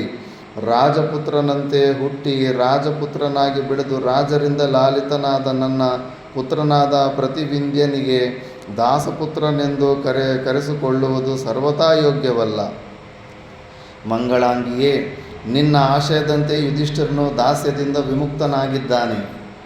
ಕಲ್ಯಾಣಿ, ಮತ್ತೊಂದು ವರವನ್ನು ಕೇಳು, ಕೊಡುತ್ತೇನೆ. ಏಕೆಂದರೆ ನನ್ನ ಹೃದಯವು ನಿನಗೆ ಎರಡನೆಯ ವರವನ್ನು ಕೊಡಲು ತವಕಿಸುತ್ತಿದೆ. ನಿನ್ನಂಥವಳಿಗೆ ಒಂದೇ ವರವನ್ನು ಕೊಡುವುದು ಯೋಗ್ಯವೆನಿಸುವುದಿಲ್ಲ. ಮಹಾರಾಜ, ಭೀಮಾರ್ಜುನ ನಕುಲ ಸಹದೇವರು ದಾಸ್ಯದಿಂದ ವಿಮುಕ್ತಿ ಹೊಂದಿ ತಮ್ಮ ರಥಗಳು ಮತ್ತು ಧನುಸ್ಸುಗಳೊಡನೆ ಸ್ವತಂತ್ರರಾಗಲಿ. ಹಾಗೆಯೇ ಆಗಲಿ. ದ್ರೌಪದಿ, ಮತ್ತೊಂದು ವರವನ್ನು ಕೇಳು. ಏಕೆಂದರೆ ಕೇವಲ 2 ವರಗಳನ್ನು ಕೊಟ್ಟಿದ್ದರಿಂದ ನಿನ್ನನ್ನು ಪೂರ್ಣವಾಗಿ ಗೌರವಿಸದಂತಾಗಲಿಲ್ಲ. ಧರ್ಮಚಾರಿಣಿಯಾದ ನೀನು ನನ್ನ ಸೊಸೆಗಳಲ್ಲೆಲ್ಲರಲ್ಲಿಯೂ ಶ್ರೇಷ್ಠಲಾಗಿರುವೆ. ಆದುದರಿಂದ 3ನೆಯ ವರವನ್ನು ಕೇಳು.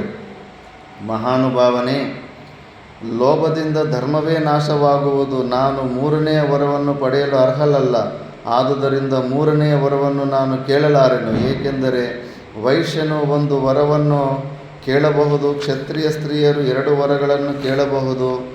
ಕ್ಷತ್ರಿಯ ಪುರುಷನು 3 ವರಗಳನ್ನು, ಬ್ರಾಹ್ಮಣನು 100 ವರಗಳನ್ನು ಕೇಳಬಹುದೆಂದು ಹಿರಿಯರು ಹೇಳುತ್ತಾರೆ. ಮೇಲಾಗಿ ದಾಸ್ಯರೂಪವಾದ ಮಹಾಪಾಪದಿಂದ ವಿಮೋಚನೆ ಹೊಂದಿರುವ ಈ ನನ್ನ ಪತಿಗಳು ತಮಗೆ ಬೇಕಾದ ಶ್ರೇಯಪ್ರೇಯಗಳನ್ನು ಸ್ವಸಾಮರ್ಥ್ಯದಿಂದಲೂ ಪುಣ್ಯಕರ್ಮಗಳಿಂದಲೂ ಪಡೆಯಲು ಸಮರ್ಥರಾಗಿದ್ದಾರೆ.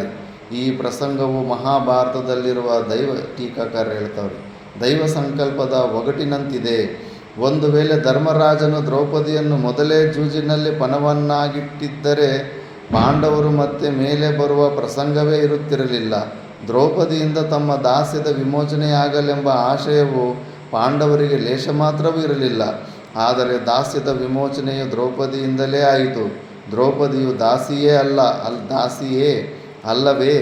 ಧರ್ಮಜನು ತನ್ನನ್ನೇ ಸೋತುಕೊಂಡ ನಂತರ ದ್ರೌಪದಿಯನ್ನು ಪಣವನ್ನಾಗಿಟ್ಟಿದ್ದು ಸರಿಯೇ?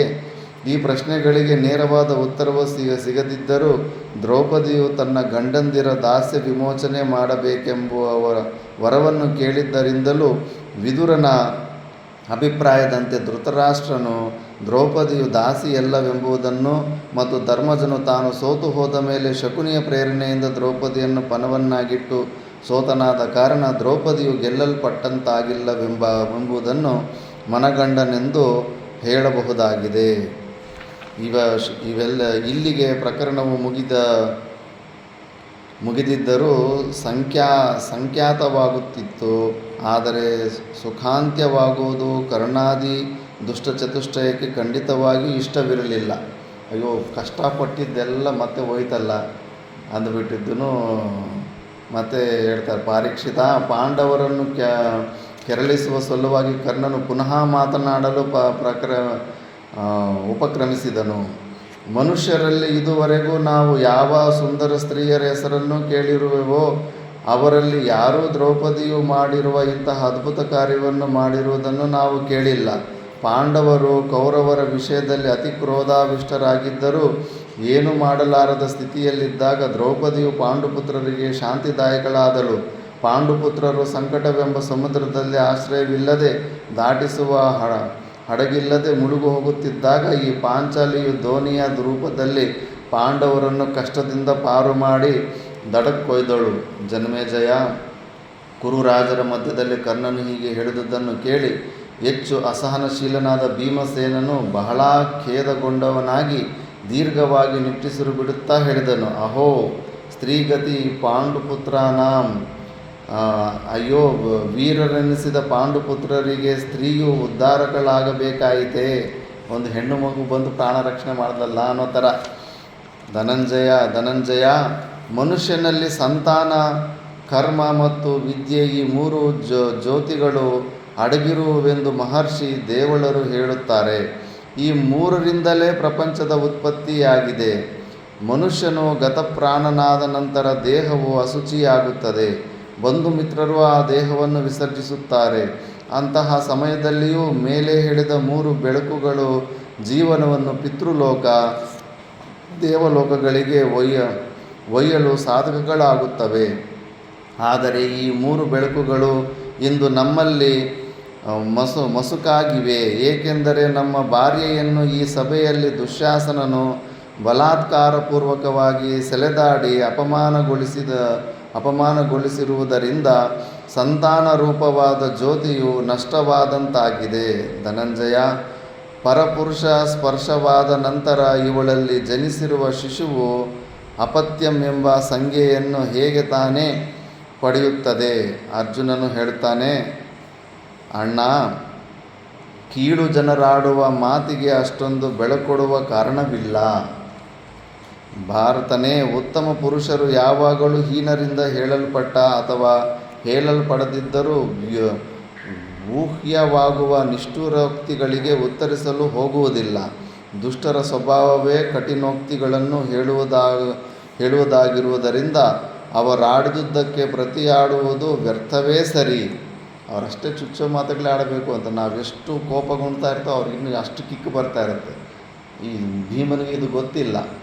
ಸಿಕ್ಕಾಪಟ್ಟೆ ಸಿಟ್ಟು ಮಾಡ್ಕೊತಾ ಇರ್ತಾನೆ. ಅವ್ರಿಗಿನ್ನೂ ಕಿಕ್ಕು ಬರುತ್ತೆ. ನಾವನ್ನೋ ಮಾತುಗಳಿಗೆ ಅವನು ರಿಯಾಕ್ಟ್ ಆಗ್ತಾನೆ ಅಂದ್ಬಿಟ್ಟು ಇನ್ನೂ ಹೆಚ್ಚು ಮಾಡೋಕ್ಕೆ ಹೋಗ್ತಾರೆ. ತಲೆನೇ ಕೆಡಿಸಲ್ಲ. ಅದಕ್ಕೆ ರಿಯಾಕ್ಷನ್ ಕೊಡಿಲ್ಲ ಅಂದರೆ ಅವನೇ ಸತ್ತೋಗ್ತಾನೆ.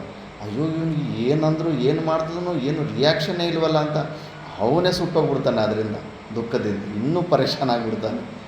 ಆ ಸೀಕ್ರೆಟ್ ತಿಳ್ಕೊಂಡಿರೋದಿಲ್ಲ. ಜ್ಞಾನಿಗಳಾದವರು, ಶಾಂತ ಮನಸ್ಕಿರೋರು ಅಂಥ ಮಾತುಗಳಿಗೆ ಅದಕ್ಕಿದ್ದಕ್ಕೆ ಏನು ಚಾನ್ಸೇ ಕೊಡೋದಿಲ್ಲ. ನಾವು ಸ್ವೀಕಾರ ಮಾಡಿಕೊಂಡ್ರೆ ನಮಗೆ ದುಃಖ ಬರೋದು, ಸ್ವೀಕಾರ ಮಾಡಿಕೊಂಡ್ರೆ ಅವ್ರಿಗೆ ದುಃಖ ಹೆಚ್ಚಾಗ್ಬಿಡುತ್ತೆ. ಭಾರತನೇ, ಲಬ್ಧ ಪ್ರತಿಷ್ಠರಾದ ಸತ್ಪುರುಷರು ತಮ್ಮ ಶತ್ರುಗಳ ದುಷ್ಕಾರ್ಯಗಳನ್ನು ಪರಿಗಣಿಸದೆ ಅವರ ಸತ್ಕಾರ್ಯಗಳನ್ನು ಮಾತ್ರವೇ ಪರಿಗಣಿಸುವರು. ಕೋಪಾಭಿಷ್ಟನಾಗಿದ್ದ ಭೀಮಸೇನನಿಗೆ ಅರ್ಜುನನ ಹಿತವಚನಗಳು ಹಿಡಿಸಲಿಲ್ಲವೆಂದು ತೋರುತ್ತದೆ. ಹಲ್ಲುಗಳನ್ನು ಕಟಕಟನೆ ಕಡಿಯುತ್ತಾ ಯುಧಿಷ್ಠಿರನನ್ನು ಕುರಿತು ಹೇಳಿದನು, ಮಹಾರಾಜ, ಬೇಗ ಹೇಳು, ಇಲ್ಲಿ ನೆರೆದಿರುವ ಈ ಶತ್ರುಗಳನ್ನು ಕ್ಷಣ ಮಾತ್ರದಲ್ಲಿ ಈ ಸಭಾಮಂದಿರದಲ್ಲಿಯೇ ಕೊಂದು ಬಿಡುತ್ತೇನೆ, ಅಥವಾ ಸಭಾಮಂದಿರದ ಹೊರಕ್ಕೆ ಸೆಳೆದೊಯ್ದು ಸಮೂಲವಾಗಿ ಸದೆಬಡಿಯು ಸಾಯಿಸಿಬಿಡುತ್ತೇನೆ. ಧರ್ಮರಾಜನಿಂದ ಏನೊಂದು ಉತ್ತರವೂ ಬರಲಿಲ್ಲ. ಭೀಮನ ಕೋಪವು ಮತ್ತಷ್ಟು ಉಲ್ಬಣಿಸಿತು. ಗಟ್ಟಿಯಾಗಿ ಹೇಳಿದನು, ಅಥವಾ ನಮಗೆ ವಿವಾದದಿಂದ ಪ್ರಯೋಜನವೇನು? ಸಮಾಧಾನವನ್ನು ಹೇಳುವುದರಿಂದಲಾದರೂ ಏನು ಪ್ರಯೋಜನ? ನಿನ್ನ ಆಜ್ಞೆಗಾಗಿ ನಾನೇಗೆ ಕಾದು ಕುಳಿತಿರಲಿ?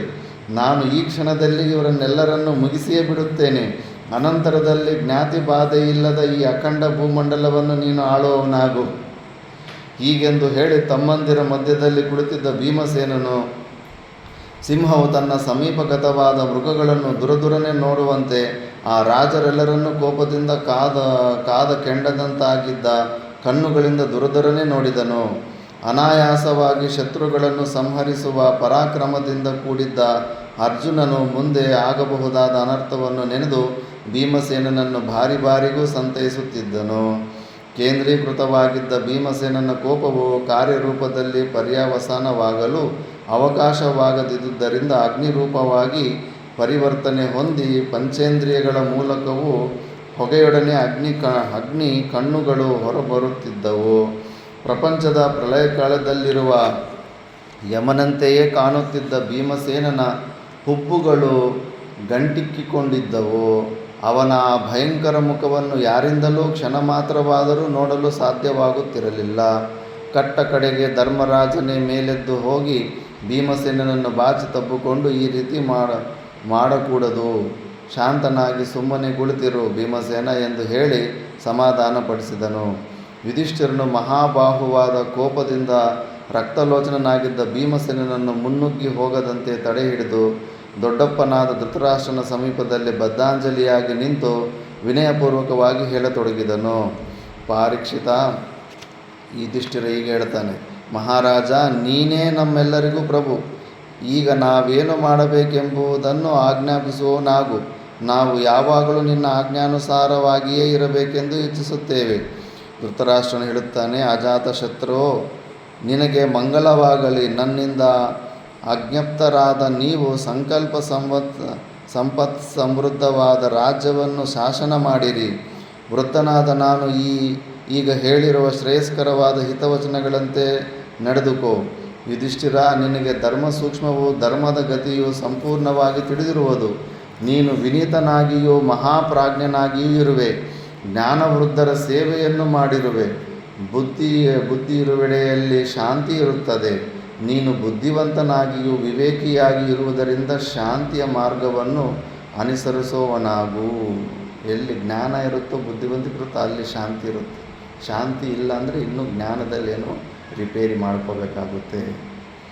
ಕೊಡಲಿಯ ಸೌದೆಯನ್ನು ಸೀಳಲು ಸಮರ್ಥವಾಗುವುದೇ ಹೊರತು ಕಲ್ಲು ಮತ್ತು ಲೋಹಗಳನ್ನು ಸೀಳಲು ಸಮರ್ಥವಾಗುವುದಿಲ್ಲ. ಅದೇ ರೀತಿಯಲ್ಲಿ ನನ್ನ ಹಿತವಚನಗಳು ನಿನ್ನಲ್ಲಿ ಪ್ರಯೋಜನ ಹೊಂದುವವೇ ಹೊರತು ದುರ್ಯೋಧನನಲ್ಲಿ ಪ್ರಯೋಜನ ಹೊಂದಲಾರವು. ವಿರೋಧಿಗಳ ಪ್ರತಿಕೂಲವಾದ ಕಾರ್ಯಗಳು ನಿನ್ನಂತಹವನ ಶಾಂತಿಯನ್ನು ಕದಡಲಾರವು. ಉತ್ತಮ ಪುರುಷರು ಯಾವಾಗಲೂ ಶತ್ರುಗಳು ಕೊಟ್ಟ ಕಿರುಕುಳವನ್ನು ಸ್ಮರಣೆಯಲ್ಲಿಟ್ಟುಕೊಳ್ಳುವುದಿಲ್ಲ. ಅವರಲ್ಲಿ ಗುಣಗಳನ್ನೇ ಕಾಣುತ್ತಾರೆ, ದೋಷಗಳನ್ನು ಪರಿಗಣಿಸುವುದಿಲ್ಲ. ದ್ವೇಷಕ್ಕೆ ಸಂಬಂಧಿಸಿದಂತೆ ಹಿಂಸಾ ಕಾರ್ಯಗಳನ್ನು ಶತ್ರುಗಳು ಮಾಡಿದ್ದರೂ ಅದನ್ನು ಮರೆತು ಅವರು ಮಾಡುವ ಒಳ್ಳೆಯ ಕಾರ್ಯಗಳನ್ನೇ ಸ್ಮರಣೆಯಲ್ಲಿಟ್ಟುಕೊಳ್ಳುತ್ತಾರೆ. ಸತ್ಪುರುಷರಲ್ಲಿರುವ ಮತ್ತೊಂದು ವಿಶೇಷಣ ಗುಣವೆಂದರೆ ಅವರು ಯಾವ ವಿಧವಾದ ಪ್ರತ್ಯಪೇಕ್ಷೆಯೂ ಇಲ್ಲದೆ ಇತರರಿಗೆ ಉಪಕಾರ ಮಾಡುತ್ತಾರೆ. ಯುಧಿಷ್ಠಿರ, ದುರುಳರು ಸಂವಾದ ಸಮಯದಲ್ಲಿ ಕೆಟ್ಟ ಮಾತುಗಳನ್ನಾಡುವರು. ಮಧ್ಯಮರು ತಾವು ಕಠಿಣ ವಾಕ್ಯಗಳನ್ನಾಡದಿದ್ದರೂ ಹಗೆಗಳು ಹೇಳಿದ ಅಂತಹ ಕೆಟ್ಟ ಮಾತುಗಳಿಗೆ ಪ್ರತಿಯಾಗಿ ಮಾತನಾಡುತ್ತಾರೆ. ಅದಕ್ಕೆ ನೋಡ್ಕೋಬೇಕು, ನಾವು ಮಾತಾಡೋ ಮಾತು ಹೆಂಗಿದೆ, ಇನ್ನೊಬ್ಬರಿಗೆ ನೋವು ಕೊಡ್ತಾಯಿದೆ, ಹಿಂಸೆ ಕೊಡ್ತಾಯಿದೆ, ಗೊತ್ತಿದ್ದು ಅಂತ ಮಾತಾಡ್ತಾ ಇದ್ದೀವಿ ಅಂದರೆ ದುಷ್ಟ ಕ್ಯಾಟಗರಿಗೆ ಹೋಗ್ತೀವಿ.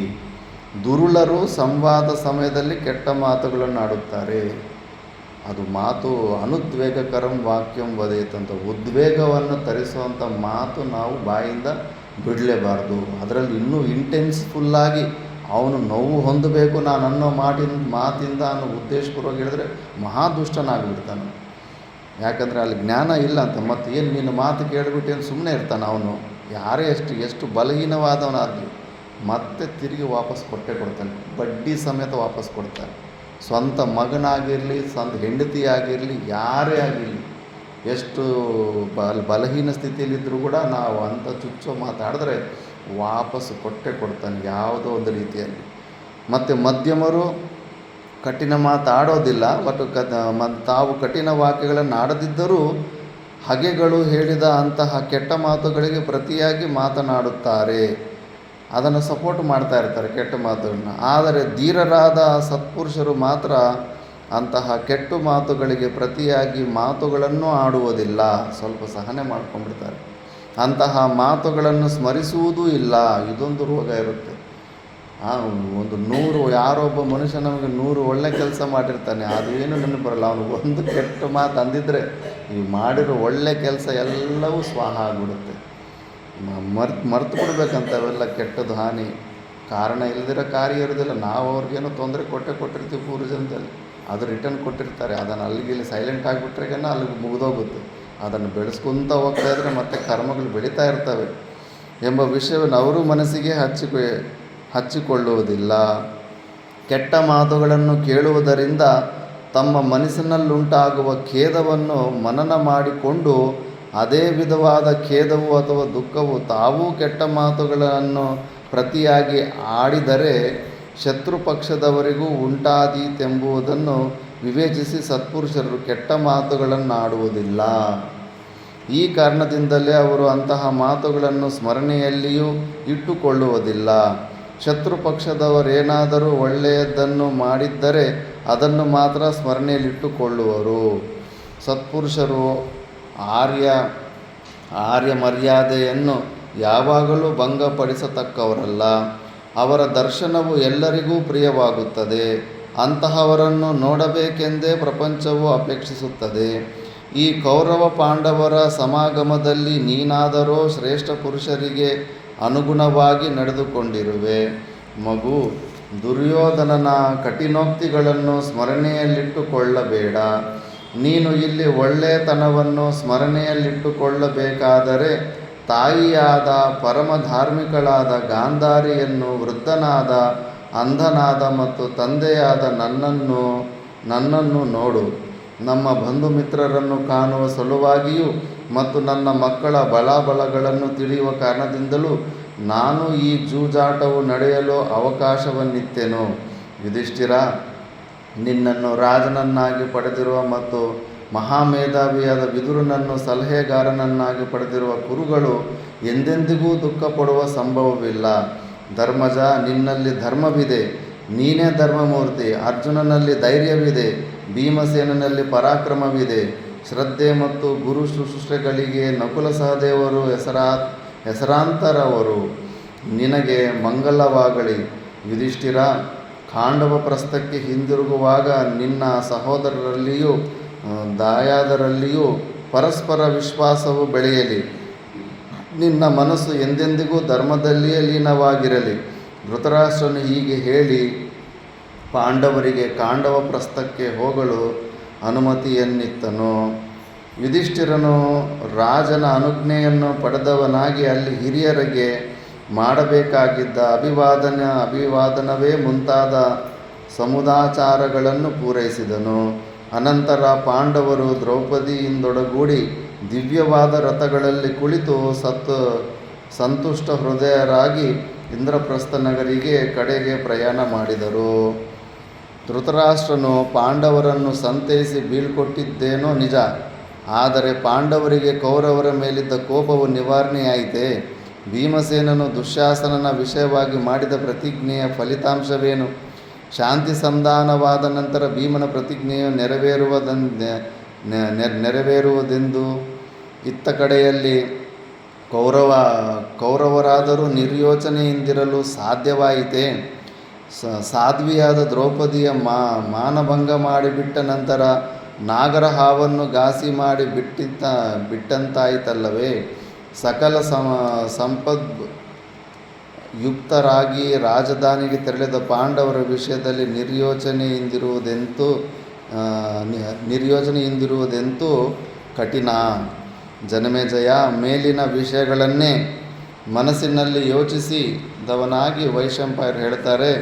ಬ್ರಾಹ್ಮಣೋತ್ತಮರೇ, ಪಾಂಡವರು ಸಕಲೈಶ್ವರ್ಯಗಳೊಡನೆ ಧೃತರಾಷ್ಟ್ರನ ಅನುಮತಿಯನ್ನು ಪಡೆದು ಹಸ್ತಿನಾಪುರವನ್ನು ಬಿಟ್ಟು ಇಂದ್ರಪ್ರಸ್ಥಕ್ಕೆ ತೆರಳಿದರು. ಪರಿಣಾಮವೇನಾಯಿತು? ಈ ವಿಷಯದಲ್ಲಿ ಧೃತರಾಷ್ಟ್ರನ ಮಕ್ಕಳ ಪ್ರತಿಕ್ರಿಯೆಯಾದರೂ ಏನು? ಇವೆಲ್ಲವನ್ನೂ ನನಗೆ ವಿಶದವಾಗಿ ಹೇಳಿರಿ ಅಂತ ಜನ್ಮೇಜಯ ಕೇಳಿದಾಗ, ಜನ್ಮೇಜಯ, ಪಾಂಡವರು ಧೃತರಾಷ್ಟ್ರನ ಅನುಮತಿಯನ್ನು ಪಡೆದು ತಮ್ಮ ರಾಜ್ಯಕ್ಕೆ ಪ್ರಯಾಣ ಮಾಡಿದರೆಂದು ತಿಳಿದೊಡನೆಯೇ ದುಶ್ಯಾಸನನು ಅಮಾತ್ಯರಿಂದೊಡಗೂಡಿ ಕುಳಿತಿದ್ದ ತನ್ನ ಅಣ್ಣನ ಬಳಿಗೆ ಅವಸರದಿಂದ ಧಾವಿಸಿ ಶೋಕಾರ್ತನಾಗಿ ಅಣ್ಣನನ್ನು ಕುರಿತು ಹೇಳತೊಡಗಿದನು. ನಾವು ಬಹಳ ಕಷ್ಟಪಟ್ಟು ಸಂಪಾದಿಸಿದ್ದ ಅಪಾರವಾದ ಐಶ್ವರ್ಯವನ್ನು ಈ ವೃದ್ಧನು ನಿಮಿಷ ಮಾತ್ರದಲ್ಲಿ ಕಳೆದುಬಿಟ್ಟಿರುವನು. ನಾವು ಪಗಡೆಯಾಟದ ಮೂಲಕ ಸಂಪಾದಿಸಿದ್ದ ಅತುಲೈಶ್ವರ್ಯವು ಶತ್ರುವಿಗೆ ಕೊಡಲ್ಪಟ್ಟಿತು. ಮುಂದೇನು ಮಾಡಬೇಕೆಂಬುದನ್ನು ಒಡನೆಯೇ ನಿರ್ಧರಿಸಿರಿ. ದುಶ್ಯಾಸನ ಮಾತುಗಳನ್ನು ಕೇಳಿದೊಡನೆಯೇ ದುರ್ಯೋಧನನು ಕರ್ಣ ಸೋಬಲರೊಡನೆ ಕ್ಷಣಕಾಲ ಸಮಾಲೋಚನೆಯನ್ನು ನಡೆಸಿ ಪಾಂಡವರ ಬಲವನ್ನು ಹುಡುಗಿಸಬೇಕೆಂಬ ಏಕೈಕ ಧ್ಯೇಯದಿಂದ ಕರ್ಣ ದುಶ್ಯಾಸನಾದಿಗಳೊಡನೆ ಧೃತರಾಷ್ಟ್ರನ ಬಳಿಗೆ ಹೋಗಿ ಏಕಾಂತದಲ್ಲಿ ಮಾತನಾಡಲು ಉಪಕ್ರಮಿಸಿದನು. ಮಹಾರಾಜ, ದೇವತೆಗಳಿಗೆ ಪುರೋಹಿತನಾದ ವಿದ್ವಾಂಸನಾದ ಬೃಹಸ್ಪತಿಯು ಇಂದ್ರನಿಗೆ ರಾಜನೀತಿಯನ್ನು ಬೋಧಿಸಿದ ವಿಷಯವು ನಿನಗೆ ತಿಳಿಯದೆ? ಎಲ್ಲ ರೀತಿಯ ಉಪಾಯಗಳಿಂದಲೂ ಶತ್ರುಗಳನ್ನು ನಾಶಪಡಿಸಬೇಕೆಂದು ಬೃಹಸ್ಪತಿಯೇ ಹೇಳಿರುವನು. ಯುದ್ಧ ಮಾಡಿ ಅಥವಾ ಯುದ್ಧ ಮಾಡದೆಯೇ ಯಾರು ನಿನಗೆ ಅಹಿತವನ್ನುಂಟು ಮಾಡುವರೋ ಅವರ ಅಹಿತವನ್ನು ಮಾಡುವ ಮೊದಲೇ ಅವರನ್ನು ನಿರ್ಮೂಲ ಮಾಡಿಯೇ ತೀರಬೇಕು. ಆದುದರಿಂದ ಪಾಂಡವರಿಂದ ಅಪಾರವಾದ ಐಶ್ವರ್ಯವನ್ನು ಪಡೆದು ಇತರ ರಾಜರ ಸಂತೃಪ್ತಿಗಾಗಿ ವಿನಿಯೋಗಿಸಿ ಅವರೆಲ್ಲರನ್ನೂ ನಮ್ಮವರನ್ನಾಗಿ ಮಾಡಿಕೊಂಡು ಅನಂತರದಲ್ಲಿ ಪಾಂಡವರೊಡನೆ ಯುದ್ಧ ಮಾಡಿದರೆ ನಮಗೆ ಜಯವೂ ಸಿದ್ಧವಾಗುವುದು. ಮೇಲಾಗಿ ಇದರಲ್ಲಾವ ದೋಷವೂ ಇರುವುದಿಲ್ಲ. ಇದರಿಂದ ನಮಗಾವ ಅಪಾಯವೂ ಸಂಭವಿಸಲಾರದು. ಕೋಪಗೊಂಡಿರುವ ವಿಷಸರ್ಪಗಳು ತಮ್ಮನ್ನು ತಡೆದವರನ್ನು ನಾಶಪಡಿಸಲು ಸಿದ್ಧವಾಗಿರುವಾಗ ಅವುಗಳ ಕುತ್ತಿಗೆಯ ಮೇಲೂ ಬೆನ್ನಿನ ಮೇಲೂ ಘಾಸಿ ಮಾಡಿ ಅವುಗಳನ್ನು ಬಿಟ್ಟು ಬಿಡುವುದು ಉಚಿತವೆನಿಸುವುದೇ? ಕ್ರೂರ ಸರ್ಪಗಳನ್ನು ಹಿಡಿದು ಕುತ್ತಿಗೆಯ ಮೇಲೂ ಬೆನ್ನ ಮೇಲೂ ಹಾಕಿಕೊಂಡು ಯಾವನು ತಾನೇ ಹಿಡಿತವನ್ನು ಬಿಟ್ಟು ಬಿಡುವನು? ಆಯುಧಗಳಿಂದ ಸುಸಜ್ಜಿತರಾದ ರಥಾರೋಹಿಗಳಾದ ಪಾಂಡವರು ಕ್ರೋಧ ಪರವಶರಾಗಿದ್ದಾರೆ. ಕೋಪಗೊಂಡ ವಿಷಸರ್ಪಗಳು ಘಾಸಿ ಮಾಡಿದವನನ್ನು ಸಮಯ ಕಾದು ನಿರ್ಮೂಲ ಮಾಡಿಬಿಡುವಂತೆ ಪಾಂಡವರು ನಮ್ಮನ್ನು ನಿರ್ಮೂಲ ಮಾಡಿಬಿಡುತ್ತಾರೆ. ಈಗಾಗಲೇ ಅರ್ಜುನನು ಅಕ್ಷಯ ತೂಣೀರಗಳನ್ನು ಕವಚವನ್ನು ಧರಿಸಿದವನಾಗಿ ಗಾಂಡೀವ ಧನುಸ್ಸನ್ನು ಕೈಯಲ್ಲಿ ಹಿಡಿದು ನಿಟ್ಟಿಸಿರು ಬಿಡುತ್ತಾ ಕೋಪಾವಿಷ್ಟವಾದ ಕಟಾಕ್ಷದಿಂದ ನಮ್ಮೆಲ್ಲರನ್ನು ನೋಡುತ್ತಾ ತನ್ನ ಪಟ್ಟಣದ ಕಡೆಗೆ ಧಾವಿಸಿದನು. ವೃಕೋದರನು ಸಹ ತನ್ನ ರಥದ ಮೇಲೆ ಕುಳಿತುಕೊಂಡು ಗದೆಯನ್ನು ವರಸೆಯಾಗಿ ತಿರುಗಿಸುತ್ತಾ ಪ್ರಯಾಣ ಮಾಡಿದನೆಂದು ಗೂಢಚಾರರು ವರದಿ ಮಾಡಿರುವರು. ನಕುಲನು ಒರೆಯಿಂದ ಕತ್ತಿಯನ್ನು ಹೊರತೆಗೆದು ಜುಲುಪಿಸುತ್ತಾ ಅರ್ಧಚಂದ್ರಾಕಾರದ ಗುರಾಣಿಯನ್ನು ವಾಮಹಸ್ತದಲ್ಲಿ ಹಿಡಿದು ಹೋಗುತ್ತಿದ್ದನಂತೆ. ಸಹದೇವನ ಮತ್ತು ಯುಧಿಷ್ಠಿರನ ಮುಖಭಾವಗಳು ನಮ್ಮನ್ನು ವಿನಾಶಗೊಳಿಸುವ ಇಚ್ಛೆಯನ್ನೇ ಸೂಚಿಸುವಂತಿದ್ದವು. ನೋಡಿ, ಅವನಿಗೂ ಗೂಢಾಚಾರಿಗಳಿದ್ದಾರೆ, ಹಾವಭಾವಗಳಿಂದನೇ ತಿಳ್ಕೊಂಡ್ಬಿಡ್ತಾ ಇದ್ದಾರೆ, ಮತ್ತೆ ಅಟ್ಯಾಕ್ ಮಾಡ್ತಾರಂತ. ಸಕಲ ವಿಧವಾದ ಆಯುಧಗಳನ್ನು ತೆಗೆದುಕೊಂಡು ರಥದಲ್ಲಿ ಹೊರಟ ಪಾಂಡವರ ಉದ್ದೇಶವು ಇಂದ್ರಪ್ರಸ್ಥಕ್ಕೆ ಹೋದೊಡನೆಯೇ ನಮ್ಮ ವಿನಾಶಕ್ಕಾಗಿ ಬಲವನ್ನು ಸಂಗ್ರಹಿಸುವುದೇ ಆಗಿರುತ್ತದೆ. ನಮ್ಮಿಂದ ಅಪಕೃತರಾದ ಪಾಂಡವರು ಖಂಡಿತವಾಗಿಯೂ ನಮ್ಮನ್ನು ಕ್ಷಮಿಸಲಾರರು. ನಾವು ಅವರಿಗೆ ಮಾಡಿದ ಅಪಮಾನವನ್ನು ಅವರೆಂದಿಗೂ ಮರೆಯುವ ಸಾಧ್ಯತೆ ಇಲ್ಲ. ದ್ರೌಪದಿಗೆ ನಾವು ಮಾಡಿದ ಅಪಮಾನವನ್ನು ಅವರಲ್ಲಿ ಯಾವನು ತಾನೇ ಕ್ಷಮಿಸಿಯಾನು? ಈ ಕಾರಣಗಳಿಂದ ಪಾಂಡವರು ನಮ್ಮ ನಿರ್ಮೂಲನಕ್ಕೆ ಯತ್ನಿಸುವುದಂತೂ ನಿಶ್ಚಯ. ಆದುದರಿಂದ ನಾವು ಈಗಲೇ ಉಪಾಯಾಂತರದಿಂದ ಅವರನ್ನು ದಮನ ಮಾಡಲು ಯತ್ನಿಸಿಯೇ ತೀರಬೇಕು. ಪ್ರಕೃತ ನಮ್ಮಲ್ಲಿರುವ ಸಾಧನವೇನೆಂದರೆ ಪಗಡೆಯಾಡುವುದೊಂದು ಮಾತ್ರ. ಶಕುನಿಯ ಕೌಶಲದಿಂದ ಅವರನ್ನು ಪರಾಜಯಗೊಳಿಸುವ ಸಾಧ್ಯತೆ ಇರುವುದು. ಆದುದರಿಂದ ನಾವು ಪುನಃ ಅವರನ್ನು ಕಾಡಿಗಟ್ಟಲು ಉಳಿದಿರುವ ಒಂದೇ ಮಾರ್ಗವೆಂದರೆ ಈ ದ್ಯೂತವೇ ಆಗಿರುತ್ತದೆ. ಈ ಒಂದು ರೀತಿಯಲ್ಲಿ ಮಾತ್ರವೇ ನಾವು ಅವರನ್ನು ನಮ್ಮ ಸ್ವಾಧೀನ ಮಾಡಿಕೊಳ್ಳಲು ಸಮರ್ಥರಾಗುವೆವು. ಮುಂದೆ ನಾವು ಆಡಲಿರುವ ಆಟಕ್ಕೆ ಅವರ ಐಶ್ವರ್ಯಗಳನ್ನು ಪಣವನ್ನಾಗಿಟ್ಟುಕೊಳ್ಳುವ ಅವಶ್ಯಕತೆ ಇಲ್ಲ. ಒಂದೇ ಒಂದು ಪಣವನ್ನಿಟ್ಟು ನಮ್ಮ ಭಾಗ್ಯವನ್ನು ನಿರ್ಧರಿಸಬಹುದಾಗಿದೆ. ಹೇಗೆಂದರೆ ಜೂಜಿನಲ್ಲಿ ಸೋತವರು ಯಾರಾದರೂ ಸರಿಯೇ 12 ವರ್ಷಗಳ ಕಾಲ ಅಜಿನದಾರಿಗಳಾಗಿ ವನವಾಸದಲ್ಲಿರಬೇಕು. 13ನೆಯ ವರ್ಷ ಪಟ್ಟಣದಲ್ಲಿ ವಾಸ ಮಾಡಬೇಕು, ಅಲ್ಲಿ ಅಜ್ಞಾತರಾಗಿರಬೇಕು.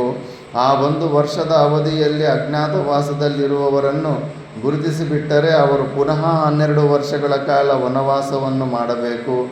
ಈ ಸಮಯದಲ್ಲಿ ಇದೇ ನಮ್ಮ ಮುಖ್ಯ ಕರ್ತವ್ಯ ಎಂದು ನಾನು ಭಾವಿಸಿದ್ದೇನೆ. ಶಕುನಿಯು ಪಗಡೆಯ ಆಟದಲ್ಲಿ ನಿಷ್ಣಾತನಾಗಿರುವುದರಿಂದ ನಮಗೆ ಗೆಲುವು, ಪಾಂಡವರಿಗೆ ಪರಾಭವವು ಸಿದ್ಧವಾಗಿಯೇ ಇರುವುದು. ಏನು ಪ್ಲ್ಯಾನ್ ಹಾಕೋರು ನೋಡಿ. 12 ವರ್ಷ ವನವಾಸ ಅಂತೆ, 1 ವರ್ಷ ಅಜ್ಞಾತವಾಸದಲ್ಲಿ ಯಾರಾದರೂ ಕಂಡಿಡ್ಬಿಟ್ಟು ಗುರುತಿಟ್ಬಿಟ್ರೆ ಮತ್ತೆ ರಿಪೀಟು. ಇನ್ನು ಸಾಯೋ ತನಕ ಇನ್ನು ಮತ್ತೆ ಯಾರೋ ಒಬ್ಬ ಗೂಢಾಚಾರಿ ಬಿಟ್ಟರೆ ಅವ್ನು ಕಂಡಿಡ್ಬಿಡ್ತಾನೆ. ಎಷ್ಟು ಪ್ಲ್ಯಾನ್ ಹಾಕಿದ್ದಾರೆ ನೋಡಿ. ಒಂದೇ ವೇಳೆ 13 ವರ್ಷಗಳನ್ನು ಕಳೆದು ಪಾಂಡವರು ಪುನಃ ಬರುವರೆಂದೇ ಭಾವಿಸೋಣ. ಆ ವೇಳೆಗೆ ನಾವು ಈ ರಾಜ್ಯದಲ್ಲಿ ರೂಢಮೂಲರಾಗಿರುತ್ತೇವೆ. ರಾಜರೆಲ್ಲರನ್ನೂ ನಮ್ಮ ಮಿತ್ರರನ್ನಾಗಿ ಮಾಡಿಕೊಳ್ಳಲು ಕಾಲಾವಕಾಶವು ಸಿಕ್ಕಿದಂತಾಗುತ್ತದೆ. ಲಕ್ಷೋಪಲಕ್ಷ ಸೈನ್ಯವನ್ನು ಸಿದ್ಧ ಮಾಡಿ ಅವರಿಗೆ ಯಥೇಚ್ಛವಾಗಿ ಮಾಸಾಸನ ಬಹುಮಾನಗಳನ್ನು ಕೊಟ್ಟು ಯುದ್ಧ ಸನ್ನದ್ಧರನ್ನಾಗಿ ಮಾಡಬಹುದಾಗಿದೆ. ಆ ಅಪಾರವಾದ ಬಲದೊಡನೆ 13 ವರ್ಷಗಳು ಕಳೆದ ನಂತರ ಮಿತ್ರಶೂನ್ಯರಾಗಿ ಬರುವ ಪಾಂಡವರನ್ನೆದುರಿಸಿ ಅವರನ್ನು ನಿರ್ಮೂಲ ಮಾಡಲು ಸಾಧ್ಯವಾಗುವುದು. ಈ ಯೋಜನೆಗೆ ನೀನು ಒಪ್ಪುವುದು ಸರ್ವತಾ ಯುಕ್ತವಾಗಿದೆ ಮಹಾರಾಜ. ಟೀಕಾಕಾರರು ಉದ್ದೇಶ ವ್ಯಕ್ತಪಡ್ತವ್ರೆ. ದುಷ್ಟರಿಗೆ ಇತರರು ದುಷ್ಟರಾಗಿಯೇ ಕಾಣುತ್ತಾರೆ. ಇದು ಜ್ಞಾನ ಅಂದರೆ ಕೆಟ್ಟವ್ರಿಗೆ ಎಲ್ಲ ಕೆಟ್ಟತೆ ಕಾಣಿಸ್ತಾ ಇರುತ್ತೆ, ಒಳ್ಳೆಯದೊಂದು ಕಾಣಿಸೋದಿಲ್ಲ.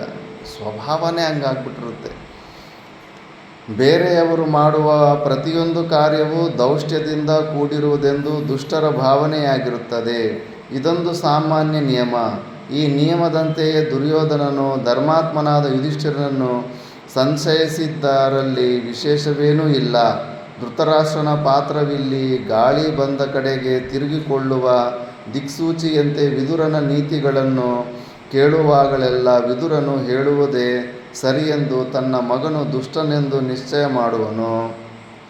ತನ್ನ ಮಗನ ಮಾತುಗಳನ್ನು ಕೇಳಿದೊಡನೆಯೇ ವಿದುರನ ನೀತಿಯ ಮಾತುಗಳೆಲ್ಲವೂ ಸ್ಮೃತಿಪಥದಿಂದ ಅಳಿಸಿ ಹೋಗುವವು.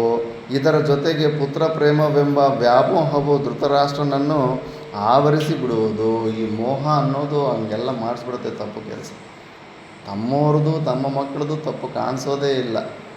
ಎಷ್ಟು ಜನ ತಪ್ಪು ಕೆಲಸ ಮಾಡಿ ವಿಧಾಯಕರು ಅವರು ಇವರೆಲ್ಲ ಬೇಲಿಗಳೆಲ್ಲ ಇಟ್ಕೊಂಡು ಅವ್ರನ್ನೆಲ್ಲ ರಕ್ಷಣೆ ಮಾಡ್ಕೊತಾ ಇರ್ತಾರೆ. ದೊಡ್ಡ ದೊಡ್ಡ ತಪ್ಪು ಕೆಲಸಗಳು ಮಾಡಿದ್ರೂ ಕೂಡ ಮಕ್ಕಳನ್ನು ಸಂರಕ್ಷಣೆ ಮಾಡ್ಕೊತಾ ಇರ್ತಾರೆ. ಪುತ್ರ ವ್ಯಾಮೋಹದಿಂದ ಕೂಡಿದ್ದ ಧೃತರಾಷ್ಟ್ರನಿಗೆ ದುರ್ಯೋಧನ ಆಡಿದ ಮಾತು ಸಾಧು ಎನಿಸಿತು. ಒಡನೆ ಹೇಳಿದನು, ಪಾಂಡವರು ಎಷ್ಟೇ ಹೆಚ್ಚು ದೂರ ಪ್ರಯಾಣ ಮಾಡಿದ್ದರೂ ಸರಿಯೇ, ಅಥವಾ ತಮ್ಮ ರಾಜಧಾನಿಯನ್ನು ಸೇರಿದ್ದರೂ ಸರಿಯೇ, ಅವರನ್ನು ಹಿಂದಕ್ಕೆ ಕರೆಯಿಸು. ಅವನು ಪುನಃ ನಿಮ್ಮೊಡನೆ ಪಗಡೆಯಾಡಲಿ. ಜನ್ಮೇಜಯ, ಧೃತರಾಷ್ಟ್ರನು ಪಾಂಡವರನ್ನು ಪುನಃ ಪಗಡೆಯಾಡಲು ಕರೆಯಿಸುವನೆಂಬ ವರ್ತಮಾನವನ್ನು ಕೇಳಿ ದ್ರೋಣ, ಸೋಮದತ್ತ, ಬಾಹ್ಲಿಕ, ಗೌತಮ, ವಿದುರ, ಅಶ್ವತ್ಥಾಮ, ಧೃತರಾಷ್ಟ್ರನಿಗೆ ವೈಶ್ಯಸ್ತ್ರೀಯಲ್ಲಿ ಜನಿಸಿದ ಯುಯುತ್ಸು, ಭೂರಿಶ್ರವ, ಭೀಷ್ಮ, ವಿಕರ್ಣ ಇವರೆಲ್ಲರೂ ರಾಜನ ಬಳಿಗೆ ಹೋಗಿ ದ್ಯೂತ್ಯವಾಡುವುದು ಬೇಡವೆಂದು ಪರಸ್ಪರ ಶಾಂತಿಯು ಸ್ಥಿರವಾಗಲೆಂದು ಸಲಹೆ ನೀಡಿದರು. ಆದರೆ ಪುತ್ರ ವ್ಯಾಮೋಹದಿಂದ ಸಮ್ಮೂಢನಾಗಿದ್ದ ಧೃತರಾಷ್ಟ್ರನಿಗೆ ಮಿತ್ರರೂ ಹಿತಚಿಂತಕರೂ ಮಾಡಿದ ಸಲಹೆಯು ಹಿಡಿಸಲಿಲ್ಲ. ಅವರ ಹಿತೋಕ್ತಿಗಳನ್ನು ತಿರಸ್ಕರಿಸಿ ಧೃತರಾಷ್ಟ್ರನು ಪಾಂಡವರನ್ನು ಪುನಃ ದ್ಯೂತಕ್ಕೆ ಆಹ್ವಾನಿಸಿದನು. ಮತ್ತು ಮಿಕ್ಕಿದ್ದು ನಾವು ನೆಕ್ಸ್ಟ್ ಕ್ಲಾಸಲ್ಲಿ ನೋಡೋಣ.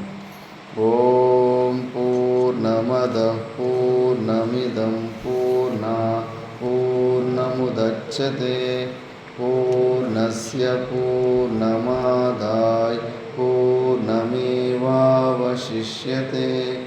ಓಂ ಶಾಂತಿ ಶಾಂತಿ ಶಾಂತಿ.